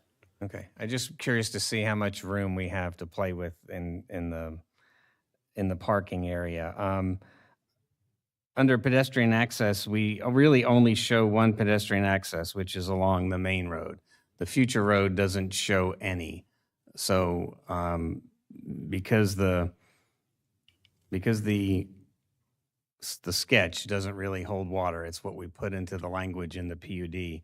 I want to make sure that we address additional pedestrian accesses off the future road. Yes, sir, absolutely. For the future road, yes, sir. Yeah, so there's two other, actually I think 3 other openings for vehicles on the future road. So they each should at least have some point of access, which is going to create changes in the driving aisles as you bring pedestrians into the site. Yes, sir. And unless I'm mistaken, the roadway that's depicted would be on the adjacent property. It's not owned by our client, and the development plan is restricted for a phase 1 development, and it's contingent for that second phase upon that roadway being added in. So we can address the second phase with additional connections? Or should we add that to the PUD now? Yeah, it's not. So we're addressing phase 1. I think what Mr. Trent's describing to you is that the sidewalk and the roadway would be within the right-of-way, and that's not part of this site plan. No, but we have to connect. You need to have appropriate pedestrian connectivity to future sidewalks even. Otherwise, nobody's going to be able to walk. You're saying internal? Well, future road by others. You have a dash line for the sidewalk that goes along the future road by others. So I just want to make sure that we provide access into the site in the future for the future road by others. I guess you can do that. I'd say internal to this development, yes. If it's the sidewalk along the future road by others, that will actually be part of another PUD. And so that will not be part of this. That's something you haven't yet seen. But this plan needs to show potential connectivity to that sidewalk. Right. I think we're saying the same thing. If you're talking about internal to this development, yes, I agree. Okay. But if you don't get hung up on the sidewalk along the roadway that hasn't yet come, that will come later. But I agree. If you're talking about, if you don't plan for it, it won't happen. If there's Understood. no room left for it. Yep, go ahead. I don't know which one you want me to be on. I could maybe be on. That's good. I can work with that. All right. Mr. Chairman, members of the board, my name is Mark Douse, and I'm the project engineer. Offices are located at 528 North Halifax, Daytona Beach. There are two connections that are shown. One is shown right near Airport Road. You can see the crosswalk. Right. Correct. And then there is one at the opposite end of the center connecting to that road. If you look across the street, which would be up on this drawing, aside from a driveway that lines up with our driveway there, it is wetlands to be preserved on the other side. So if a pedestrian's coming down, say Airport Road, they would take the opportunity to go in front and connect to the right of the end tenant, that 56,000 square foot tenant, and they can actually traverse all the way across the frontage. The other driveways are available, but there are no pedestrian generators across the street. So it's for that reason we just showed the one connection at the south side, and then on the other sheet, there's another connection on the other end. There should be one for phase 2 then. So Phase 2 should have one at the very northern end of the project, which isn't shown, but we will see a separate PUD for Phase 2, Adam? Or is this covering both phases?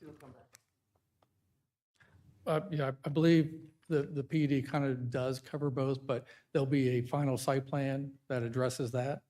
But Right. it's just, the only thought was if a pedestrian is coming from the south and they're walking, they're probably going to take the first opportunity to enter the center. If they continued on down that road, it would be because they just chose to. There's no pedestrian generator that. All right, unless I'm on my own, does anybody agree that there should be an additional pedestrian access on the north? Because No, there's no pedestrian generator up there. to the north, To the north, there's nothing. It's just a lake. Right across the street. It's just a pond.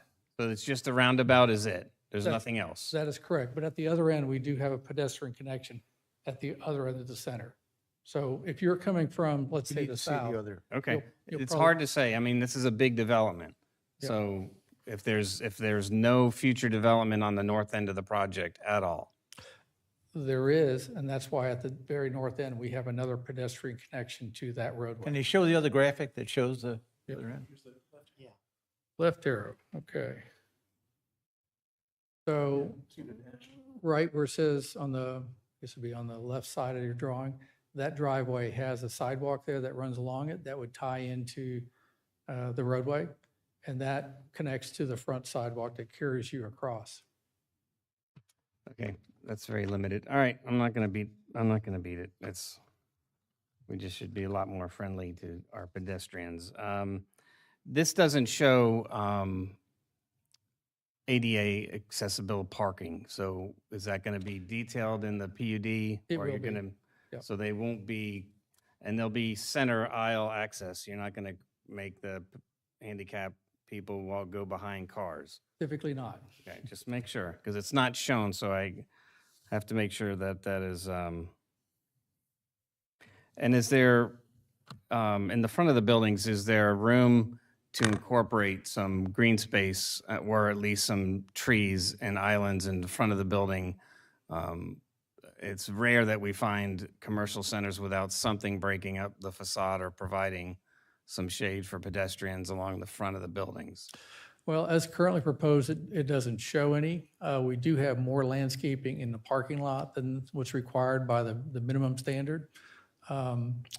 Typically, what happens when we get to the architectural level of this, there'll probably be columns that come in and out of that building. And at that point, we can evaluate what can be used for landscaping.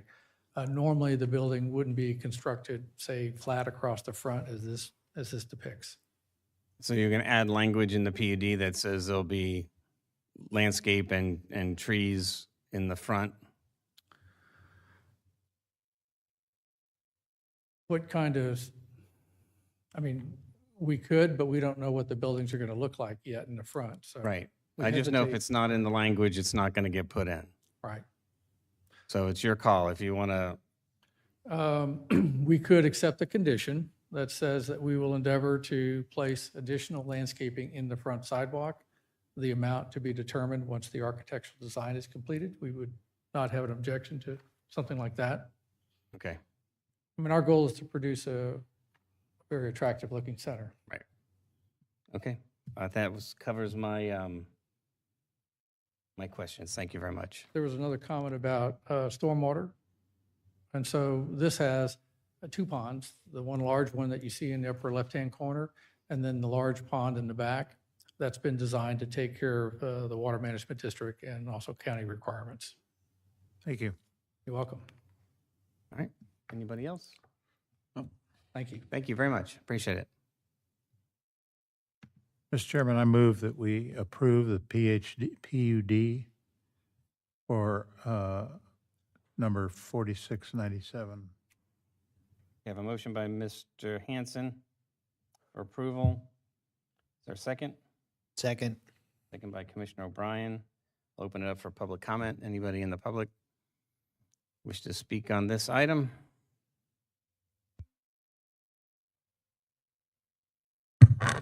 Good evening, George Mayo, Palm Coast.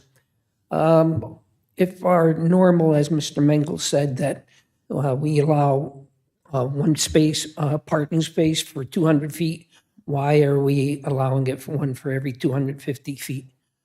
Why are we bowing down to this? Did we not learn from Planet Fitness that sometimes parking is more unnecessary than whatever?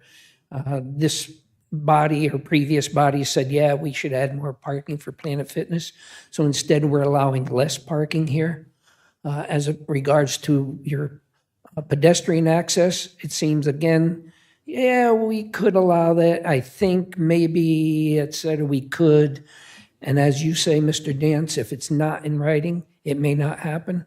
Again, it's easier to ask for forgiveness than for permission to do this. That's what this sounds like. A little bit of this and that is going. And finally, everybody's going, yeah, can you see it right up there? Maybe the county can provide a laser pointer. So when you're looking at the map up here, Mr. Mangle can use that so that the audience and the people at home can see what you're pointing at and what your reference point is. Thank you. Thank you. Did you want to clarify the parking? I probably want to talk about the laser pointer. We do have a laser pointer, but you all can't see it. So that's why I didn't do it, because it doesn't make sense. So the parking PUD allows you to do something different. And I think here in this instance, it's intended to actually, like they mentioned, the 10%, you actually have a cushion here with this. And so it's the theater, the restaurant is actually having an allowance for a little bit more. That's what I thought, is there was a built-in cushion into the design. Instead of less, there's a built-in cushion. And we'll get, the other part that needs to be said out loud is as we go with this, then as the uses are identified, it's in everyone's best interest to be able to meet their parking. What we have there with the Planet Fitness, as we talked about it, not an optimal situation. It is based on what happens when you have a minimum parking requirement. And that wasn't something that was waived that I recall. I think we had that where it was a minimum being met. And so that's an example there of what happens when we have the minimum. I think, and the point I was trying to make is if there's cushion in there by pushing the facade or pushing a little bit out from the building, you've got some parking spaces to give up for some additional green space along the building. Any other public comment? All right, seeing none, I'll bring it back. I have a motion by Commissioner Hanson, seconded by Commissioner O'Brien. All those in favor signify with aye. Aye. Aye. Aye. Any opposed? Hearing none, motion carries unanimously. Thank you. Item 9B, legislative. This is the first reading of an ordinance amending the land development code related to tree regulations. Mr. Mangle. Did I lose control?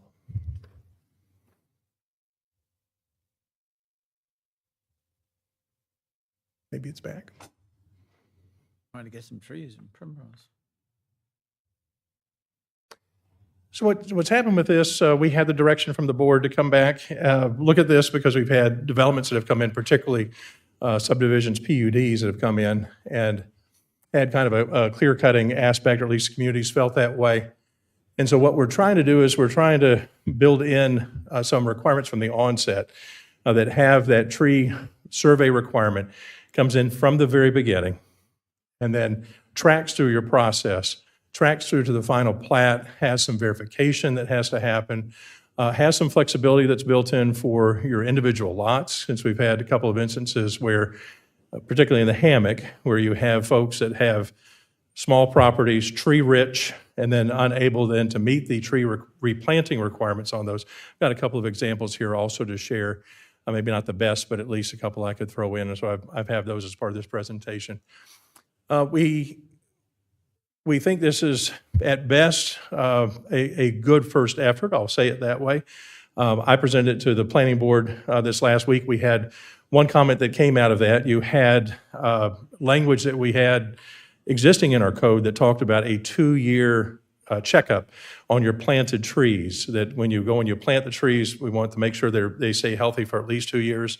Planning board had come back and said that, that's really not long enough. Maybe that needs to be 5 years, or maybe even 7. And so we kind of talked internally as staff and said, 5 years sounds pretty good. Didn't make a change here to that, but certainly if you wanted to do that, you could make that change to this section here that's included specifically to the replacement trees. And so that's your planted trees. You want to make sure they stay in a healthy condition. Right now it reads for at least 2 years. And so the suggestion from Planning Board is that that should be at 5 or maybe 7 years. We changed the terminology here of note. Index trees will become protected trees. Protected trees will also include then specimen trees, and those are the 18 inches or greater diameter. And then your historic trees, 36 inches or greater. Trees within or immediately adjacent to proposed single-family dwelling footprint will be exempt. There was some question about what that means, what's adjacent. I had added some language that said within 10 feet, give or take. And so I added that. If that's not something that we're comfortable with, we can certainly change that also. The idea there is you didn't want to have something that is unfairly preserved, creates a hardship for the property owner then because the builder didn't want to remove it because they didn't want to replant. The homeowner then comes in and has tree limbs in the eaves. We've had this happen where they've come back and said, this makes no sense. Why did you all let this happen?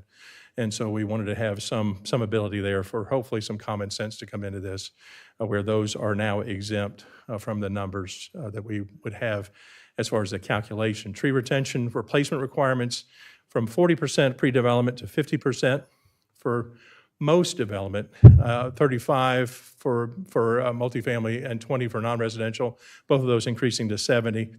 Seen again when a corridor also having those increases, 40 to 50 and then 50 to 70. We set up that tree bank fund. May have mentioned this before, and that was part of our goal with this, is that if you have that ability or inability for you to be able to plant those trees on your parcel and you've exhausted all other options, you can then contribute funds into a tree bank fund.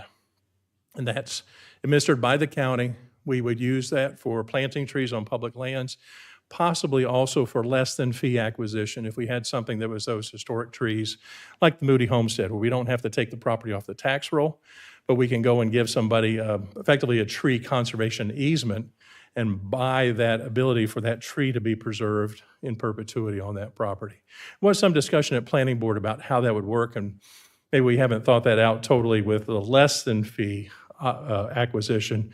We would figure at least at some point the language in the easement would stipulate how that would work. And so that if there was some maintenance requirement on the part of the owner of the parcel, remember we're buying the easement, we're not buying the property. And so we'd expect them to maintain the tree and that they just don't let it then fall into potentially a situation where that tree then ends up decaying and dying.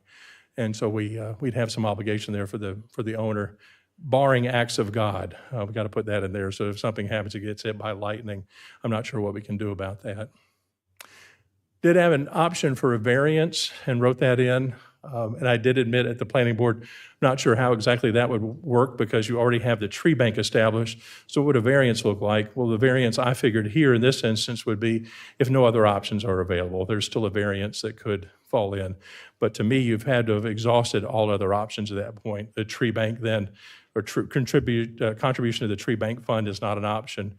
Then you come back to the variance, and then you're demonstrating then the 4 criteria for the variance, the hardship. Why is this special?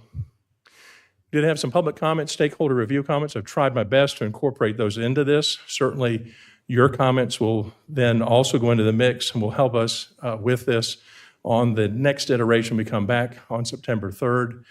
So you do have that opportunity still to make some changes. And so with that, I'll show you a couple of examples. And not trying to call anybody out, but these were handy. And so this one has 8 trees A through J. And you can see on this graphic, very busy, but B, C, D, E, F are all within the footprint. I think even G is there. You can see it there of the porch. H, I, J, K, A, H, I, J, K, I think are outside the footprint. Arguably, I and J are within the 10-foot. I didn't take those off of the math, but what I did here was I think, I excluded G.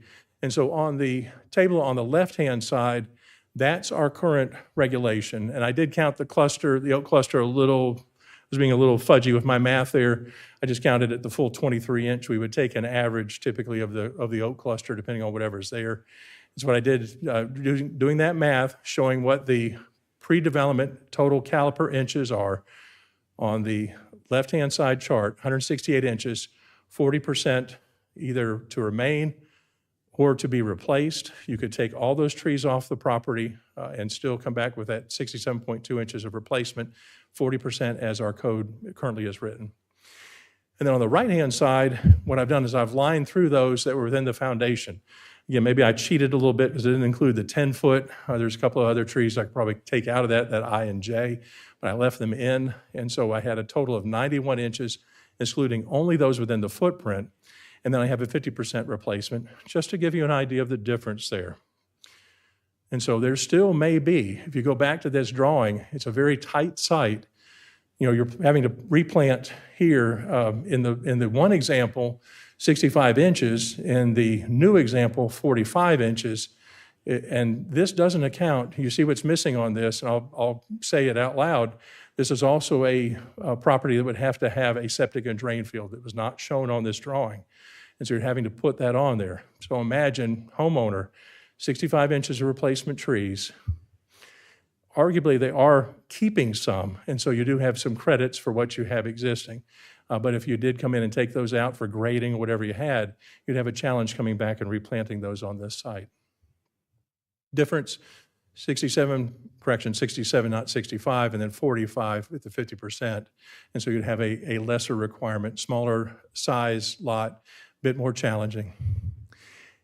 Here's another example. And so this one, if you can imagine, this is a long lot. Not going to tell you where it is, but it actually says it. And so in the middle, you've got part one, the west part of the lot, and then to the left, you've got part two. I cut it off a little bit, but you can see on that show off the laser pointer that you all can't see, B, C, D, and E off in your left-hand corner at the bottom. And so those trees are then in the backyard. And then you can see in the front yard, the only tree that's actually impacted by this development is A. And so it's a 28-inch oak. It's in the driveway. It would be excluded from our calculations. So how do we handle that math? That math works out to be 62 inches total. With the 40% that we have now, 24.8 inches would be required to remain. That could be done fairly easily.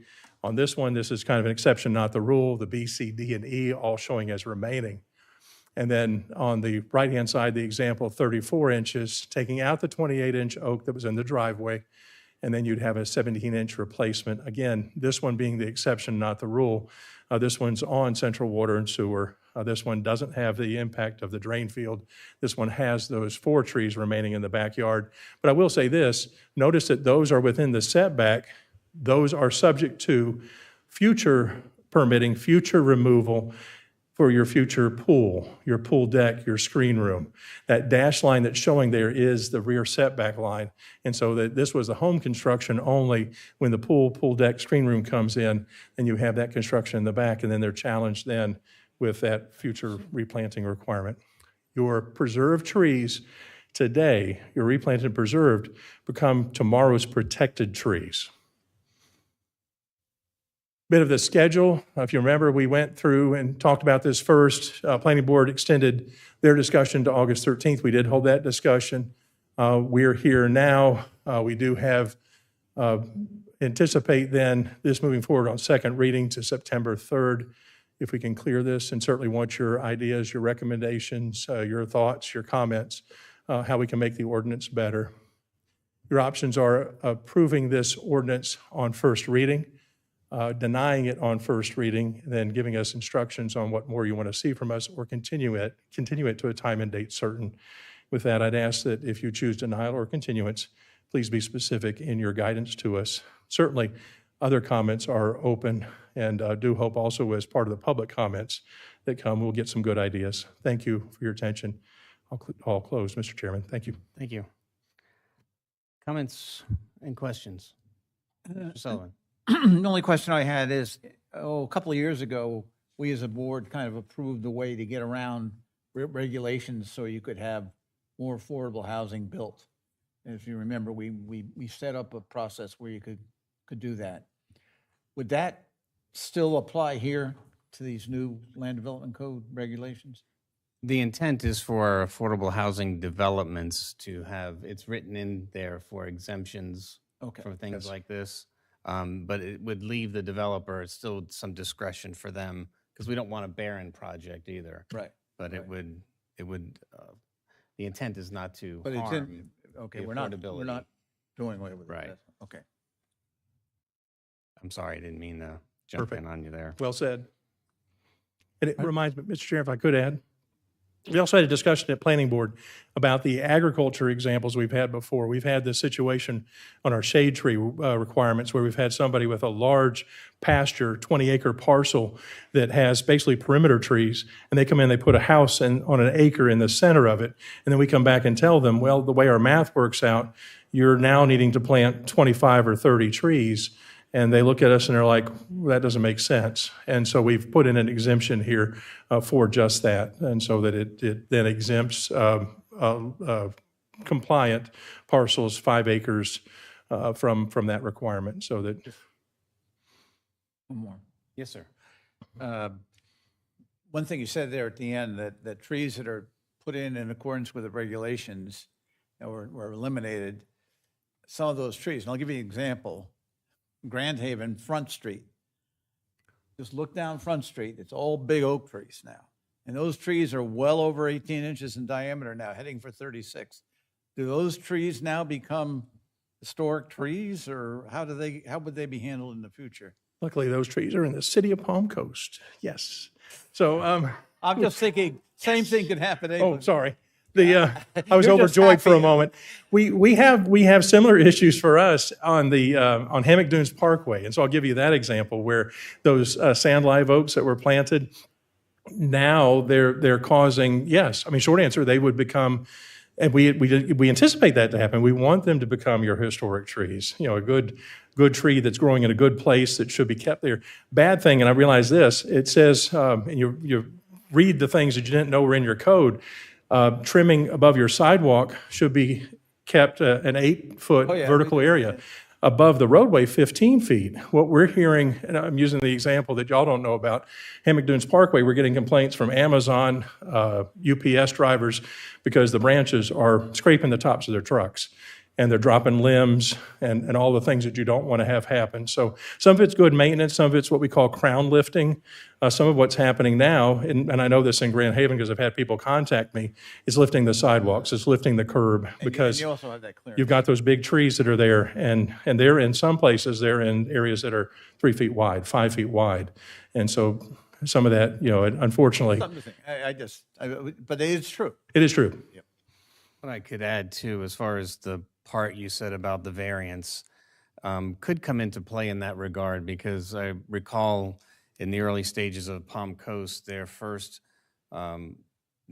requirements required trees to be planted probably too close than they should have for mature trees.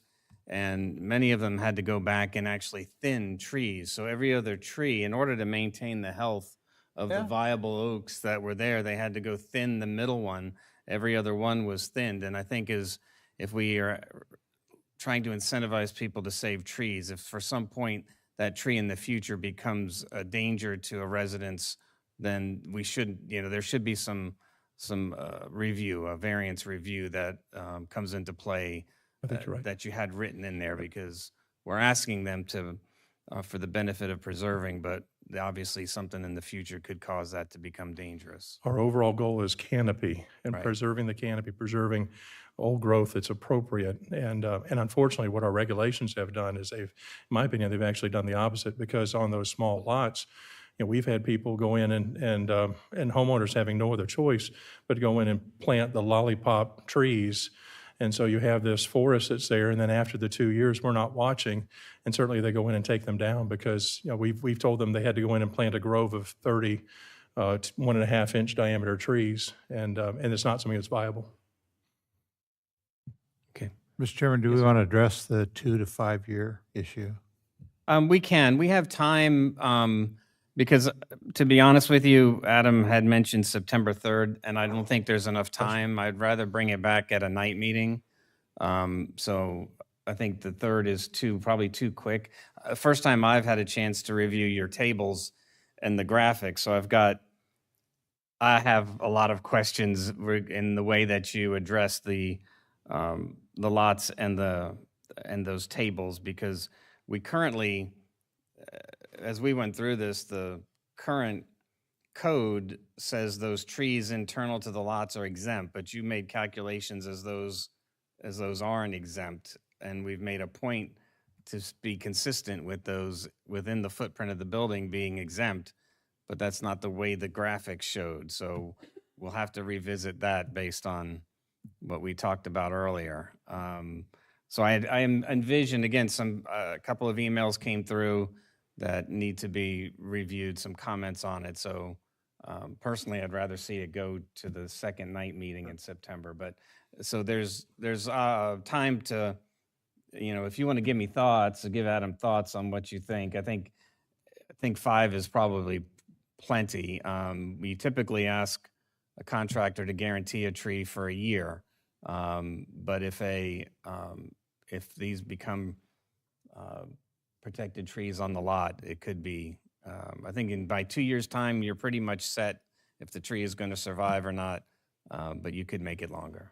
Yeah, and I just brought it up for discussion. I don't think we should make it 5 because of the new rules that you've established here, which allow them not to plant the forest, but to plant it sanely and then use the tree bank or whatever for the rest of it.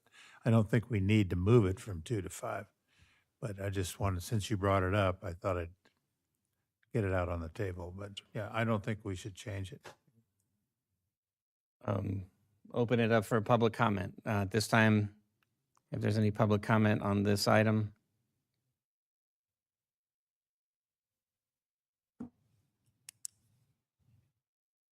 Good evening.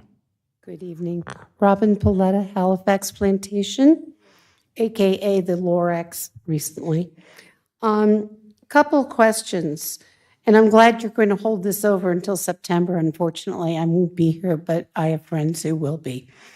What incentives can we propose to induce developers to preserve these larger trees when they're creating their plat, for example? I'm thinking of Wexford, for example. I live right across the street from it. And there's some beautiful oak trees that they could have easily platted and arranged it so those trees could be taken out. I'm sure it was not convenient for the developer to keep them. There's about 4 or 5, I think. But they're gorgeous. And I live in the old section of Halifax Plantation, and we have these giant trees. They're just magnificent. There's no other way to describe them. And so I'm thinking in terms of, I like the tree bank idea. I know developers and businesses trade carbon offsets, when they're like a concrete manufacturers produce a ton of carbon dioxide. So they buy carbon offsets from other industries that don't produce as much. I was shocked to learn that concrete manufacturing is the second largest emission of carbon dioxide in the world. And we have a new plant coming in. So I'm just wondering, instead of just approving plats, that these tree surveys, I'm glad to see that tree surveys would be mandated, but that particularly the historic index trees would be mapped out, and whether we would encourage in the platting that they would be preserved and not just cut down and offset somewhere, because that's a lot of history you're cutting down. Let's see if I can even read my own handwriting. So I'm just wondering if, for preserving them, if there's any way that they could be, developers could be given either the stick, which would be a fine or a penalty for removing those trees, as opposed to just planting, a monetary fine, or an incentive, a reduction in impact fees for preserving those trees and working around them as opposed to through them. Just my thoughts. Thank you. And I'm glad you're going to continue this. Thank you. Thanks, Robin.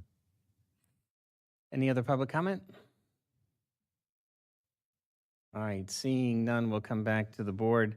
So again, this is a two-step process. So the first approval, if there's approval tonight, will push us to, if you want to make the motion for a specific date, you can do that as well. Well, listening to your comments, it doesn't sound like you want to approve the first reading. No, I think it's just details that will be ironed out when we come back to the second reading. So I think it can be ironed out. Very well. I move that we approve the first reading of the tree ordinance. A motion by Commissioner Hanson, Second. second by Commissioner Pennington. Had public comment, so I'll call the question. All those in favor signify with aye. Aye. Aye. Any opposed? Hearing none, motion carries unanimously. All right, thank you very much, Mr. Mangle. Busy night for you. Thank you. All right, we'll move to reports and comments. County Administrator report. Thank you. I just have a couple things to go over. Not sure if it was mentioned previously, but we are in possession of our new helicopter. We have a firefight commission and decommission ceremony taking place this Wednesday, August 21st at 8 a.m. This will be held at the Fireflight hangar at the Flagler Executive Airport. Just to provide an update regarding ongoing discussions around the beach management funding in the unincorporated area of Flagler County, or what we're referring to as the northern 10-plus miles. Administration did meet with the Dunes District on August 9th for consideration of a surcharge on the bridge tolls. I think that the meeting was well received, however, no decision was made. I await their decision as it was tabled to a future meeting, but we do have another meeting tomorrow with some folks from Ocean Hammock. And then we have another meeting scheduled next week with the different HOA presidents that are within Hammock Dunes. We're going to be scheduling some town hall meetings and some additional outreach in September ahead of mailing out postcards and doing an online survey to the property owners. And then that'll allow staff to have an opportunity to kind of fine tune the methodology for what that assessment looks like. And we're on track to bring that back to this board sometime in November. Regarding the southern 7 plus or minus miles, we're currently awaiting a final date for our joint county-city meeting so that we can discuss the beach management funding with the city of Flagler Beach and the town of Beverly Beach. So there's more to follow on that. We're just trying to hone in on a date for that meeting. It got moved due to some conflicts, and we're just trying to figure out when the next date is. That's it. Thank you. Thank you. County Attorney. No report this evening. Always love when Sean's here. It's so quick. Just be there tomorrow. All right, we'll open it again for community outreach. This is a second period for community outreach. Seeing nobody approach, we'll go ahead and close public comment, and we'll bring it back to the commission for their reports. Commissioner Hanson? Yes, Mr. Chairman, I have an issue tonight that I would like to get consensus from the board on. You may be aware of the history of trying to get a restaurant up in Marineland, and we were unsuccessful, but we did get a food truck up there. Mr. Jim Powell established a very successful operation of a food truck up there, and he was just sort of evicted from his land that he was using by Mr. Jacoby, or JDI Industries. And he found another spot that is kind of co-managed by Marineland and us, and that would be suitable to put his food truck on. Marineland has approved it, and we would need to approve that location.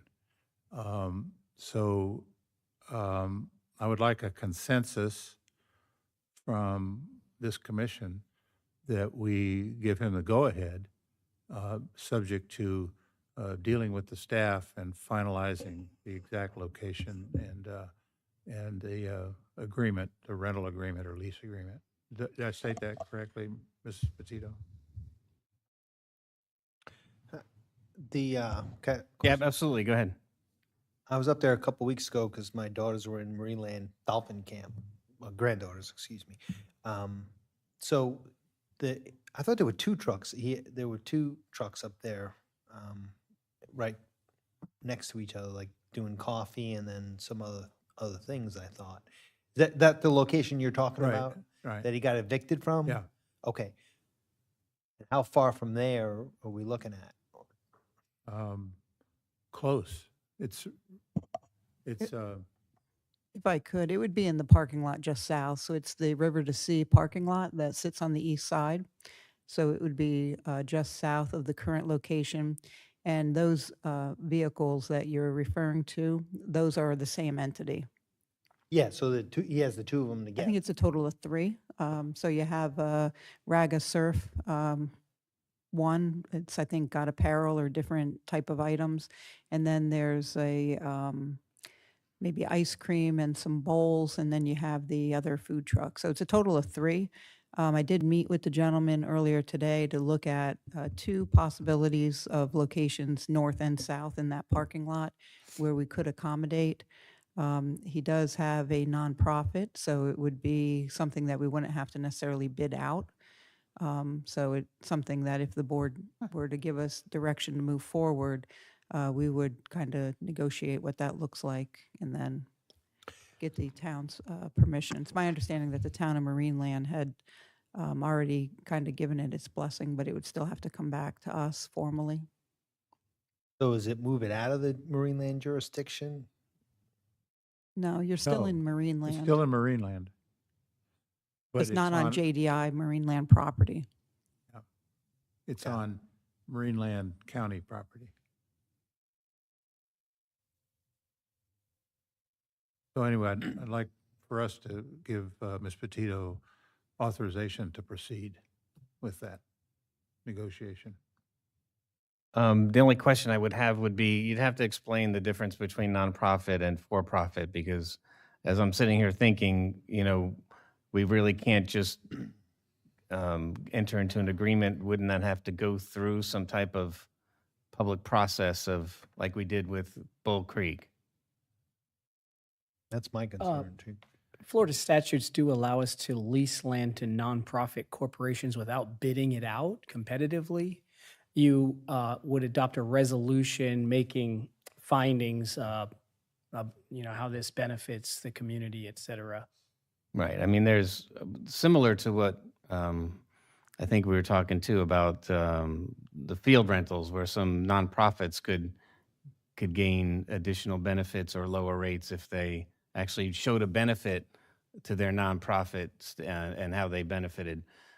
It's instead of just a blank check for a nonprofit, I think that benefit has to be shown. I think there's some, I'm not opposed to the idea. I just think there's some details that need to be ironed out. There is, and I think the only reason why I think Commissioner Hanson was bringing it forward was due to the timing, because I think he has to be off of the other property by the end of August. We're not going to have another meeting, so I think that's why Commissioner Hanson was looking for consensus for us to even start working that process. We'd still have to bring this back to you for consideration in September, but to at least get the work moving. Again, I don't have a problem with it in theory. Than to have you work on something that you can bring back to us. Pennington, thoughts? I do. I think I mean, this is new to me, so it's new territory to me. You're talking about moving into that was like the Marineland parking lot for the beach side. Is that the area? You have grassy area. So to the north or to the south of the parking lot, you have grassy area. So it would just be set up on the grassy area. It wouldn't impact the parking. It would be all three of them. Right. And we looked at the And- two locations to see how they could be located, and they would fit at either end. I'm going to ask a person. What do we know why they're being removed from Marineland in short notice? I believe Hate to ask that. it may have something to do with development that's being proposed in Marineland. I'm not certain. The gentleman with the food truck, the Raga Surf Cafe, is in the audience. If you'd like to ask him, I don't. It's up to you. Well, don't, they're showing us picture the, right there. yeah. This is Hold on, one, one second. that's one Oh, location to this the one south. right here, okay. The grass. South of the Show where parking lot. where it is now. You'd have to The go bathroom. further the other Go direction. further right? north. Use your thing. It's right Yeah. there. Right. Got it. that. It's right there, right? Yes. Yeah. Yeah. Mhm. So we're talking about going down that direction. That would be the ideal location down there, located near the restroom, or it could be located at the north end, Got it. which would be, There's no telling what's in Mr. Jacoby's head at any given moment. No. So, Gotcha. you know, that's another whole Right. issue. So, I mean, I'm not opposed to it as long as I guess Sean or Al can tell us that, does this need to go through the typical process we do? Yeah, I think know. lessons learned from the past is that I feel for the gentleman, but his urgency does not mean that we have to cut corners or jump through without doing the proper due diligence on this thing with, public input and everything. So, Commissioner Sullivan. Yeah, just quick, because when we were talking, are all three nonprofit? they're all the same entity. Same entity, just three different trailers. Same owner. Same owner, okay. So what's the nonprofit? What does it support? Here? Is owner the in the gentleman here? Audience, yes. Do you wanna we? come up, or- I'd probably have him come up and Sure. explain rather Well- than me butcher it.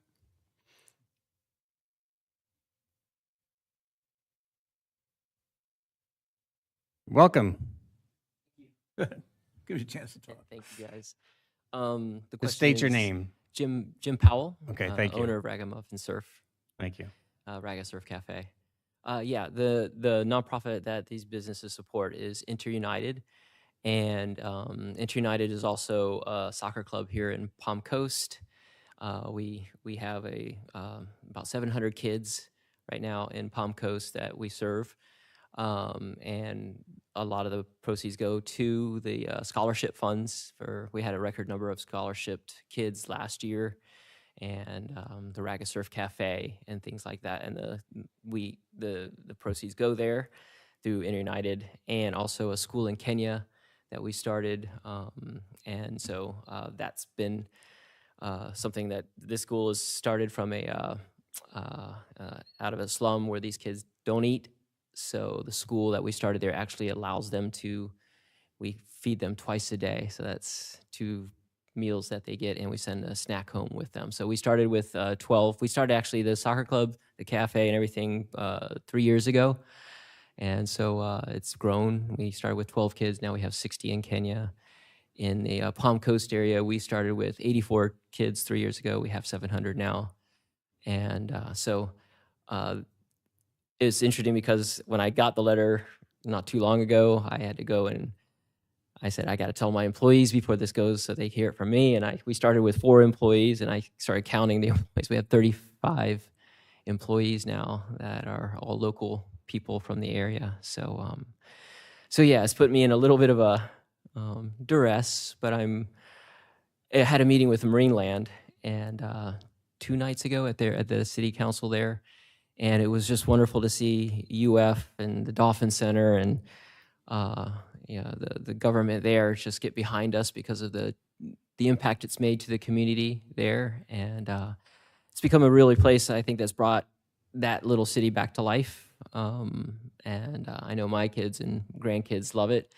So I think it's been a very powerful impact to the community. And I hate being in this position where I have to stress and ask for help pretty quickly. And so I just appreciate the opportunity just to be here and ask for this help. And wanted like to continue the work. And I'm trying to ask the 2 owners there I've asked for extensions. I said, let's transition. I said, did we do anything wrong? And they said, no, we're just doing something different. And I asked, what can I do to help the transition? And so they're kind of playing off each other right now, and maybe it's good cop, bad cop, I don't know. But I've asked because we have actually the Marineland marketplace that we put on, And that has been, we've got 30 vendors that come out now, and it's been a powerful thing for the community and the local vendors too. So that's September, the first Saturday in September, and he's trying to kick us off August 31st. So I've asked, can you at least extend it 1 week? Because I told him that I have to come before the county to talk about the transition, and he's the one who actually suggested, hey, you could. I'm like, well, that will take some time, and so that's where we're at. Can this be done through, in the meantime, while staff works it out, because he's going to be impacted with employees and everything? Could it be done like a special permit for event type thing for a bit until we work it out and make sure it should go to the public perhaps, and make sure we do the bidding and whatever. And of course, understanding that he should probably, has a proven concept up there. He's just being relocated. But I wonder if this could be done Special event's not a bad till our idea. next movie or our next meeting. I'm thinking about that movie. I was thinking about that movie theater we were talking about earlier. I was like, do people still go to movies? So, so I'm wondering if you could do it through that, Adam. Maybe we look at that for the time being till we Commissioner, fully vet this thing out. we can certainly enter into a temporary use agreement or license agreement along with the town of Marineland, which jointly owns the land we're talking about with the county. And we can make that for whatever short duration is appropriate. And again, to repeat what I said earlier, as a nonprofit, if this is the route we want to go, as a nonprofit, there is the ability to enter into a more long-term lease as long as we make the findings about the benefits to the community, which would be spelled out in a resolution. Yeah. Question. Is the restaurant operation itself a nonprofit, or are your profits benefiting nonprofits? That way. That's Yes. different. That way. Yeah, that's what I was thinking when he was talking.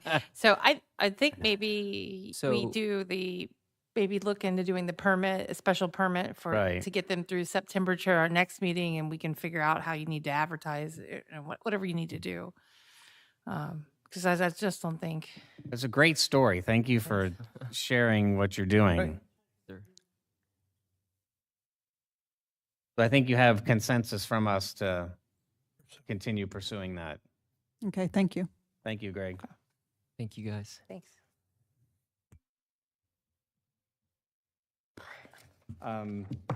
Did you have anything else? Linda is progressing. Good. She can't walk yet. She's still on a walker with a stiff leg, probably for another month. So Between you and Linda, you guys are a mess. We're a mess. And I'm doing a lot of washing, and feeding and doing all that. Well, best for both of you in the healing, and your eye looks good. Yeah, thanks. No glasses. Commissioner Pennington. Richard, I think, has left, but I've been thinking a lot about Mike moving on, and state funds coming in for the environmentally sensitive land fund, and how important it's going to be without him to get that executed and spent within the time frame. So I'm hoping that, and I believe Heidi and Mike will make it a priority, but that we really push forward with the state funds to identify and purchase lands. I've been getting a lot of questions in the community about that lately, the ESL. We have a lot of funds to spend. We do. We need to get hopping here. I agree. That's it. That's it. Thank you. Commissioner Sullivan. A couple of things. We did have a Northeast Florida Regional Council Executive Board meeting last week. That's what I sent out, that little note, just to let you know, that to support our continued participation with them. The sheet you have is 2 years' worth of our contribution for our membership. And so I just wanted to say that it's a good organization. And just for information, the city of Jacksonville puts in about 7 or 8 times as much money as we do in the way of dues. And the amount of money coming back, we get about the same amount as Jacksonville does. So we're doing pretty well. I have all the other counties too, if you want to check that. That's one thing. The other thing, Leanne, TD Bank is doing the turtle, right, on Wednesday. That's right. The turtle is ready. And that, by the way, the reason I bring that up, I think it's 10 o'clock, right? It is. It's at Marineland. It So is. it's a It good is chance for been us donated to to Marineland. take a look out there and see how things look. You'll And be have out lunch. there for the you'll be out there for the turtle dedication, but that is TD Bank. Is his name Max? Max. That's right. Max is coming. TD And Bank then, is not. and then finally, I can't stop on this because I'm getting to be a short timer and a real short timer. Tomorrow, we'll know who the next 3 elected officials will be on this dais. And it's not November. We'll know tomorrow, and they won't take office till November. But that's why I tell people to keep voting. I mean, this primary election is so critical. All the constitutionals have been elected, and the 3 elections board, that are too. going on this for our commission will be determined tomorrow. And that's where the rubber meets the road. And that's where we spend money and set your taxes and everything else. And I'm afraid the turnout is not going to be as good as it should be. We're still just under 20%, which is a pretty small turnout for elections as important as they are. That's it. Goes to show the benefit. If the sheriff had been on the ballot, it's at least 10% more, A lift. probably. All right, thank you. Commissioner O'Brien. Just wanted to commend Ms. Petito and her team for the work that she's been doing behind the scenes for that possible economic development project with the company from France. I know there's been a lot of work back and forth, and I mean, we're in the running still, I guess, but those things don't just happen magically. There's been a lot of support work, and appreciate your leadership on that and continued work in the community on it. So, Great, thank you. I'm not going to keep everybody. I think everybody have a good night, and we'll Move we adjourn? adjourn.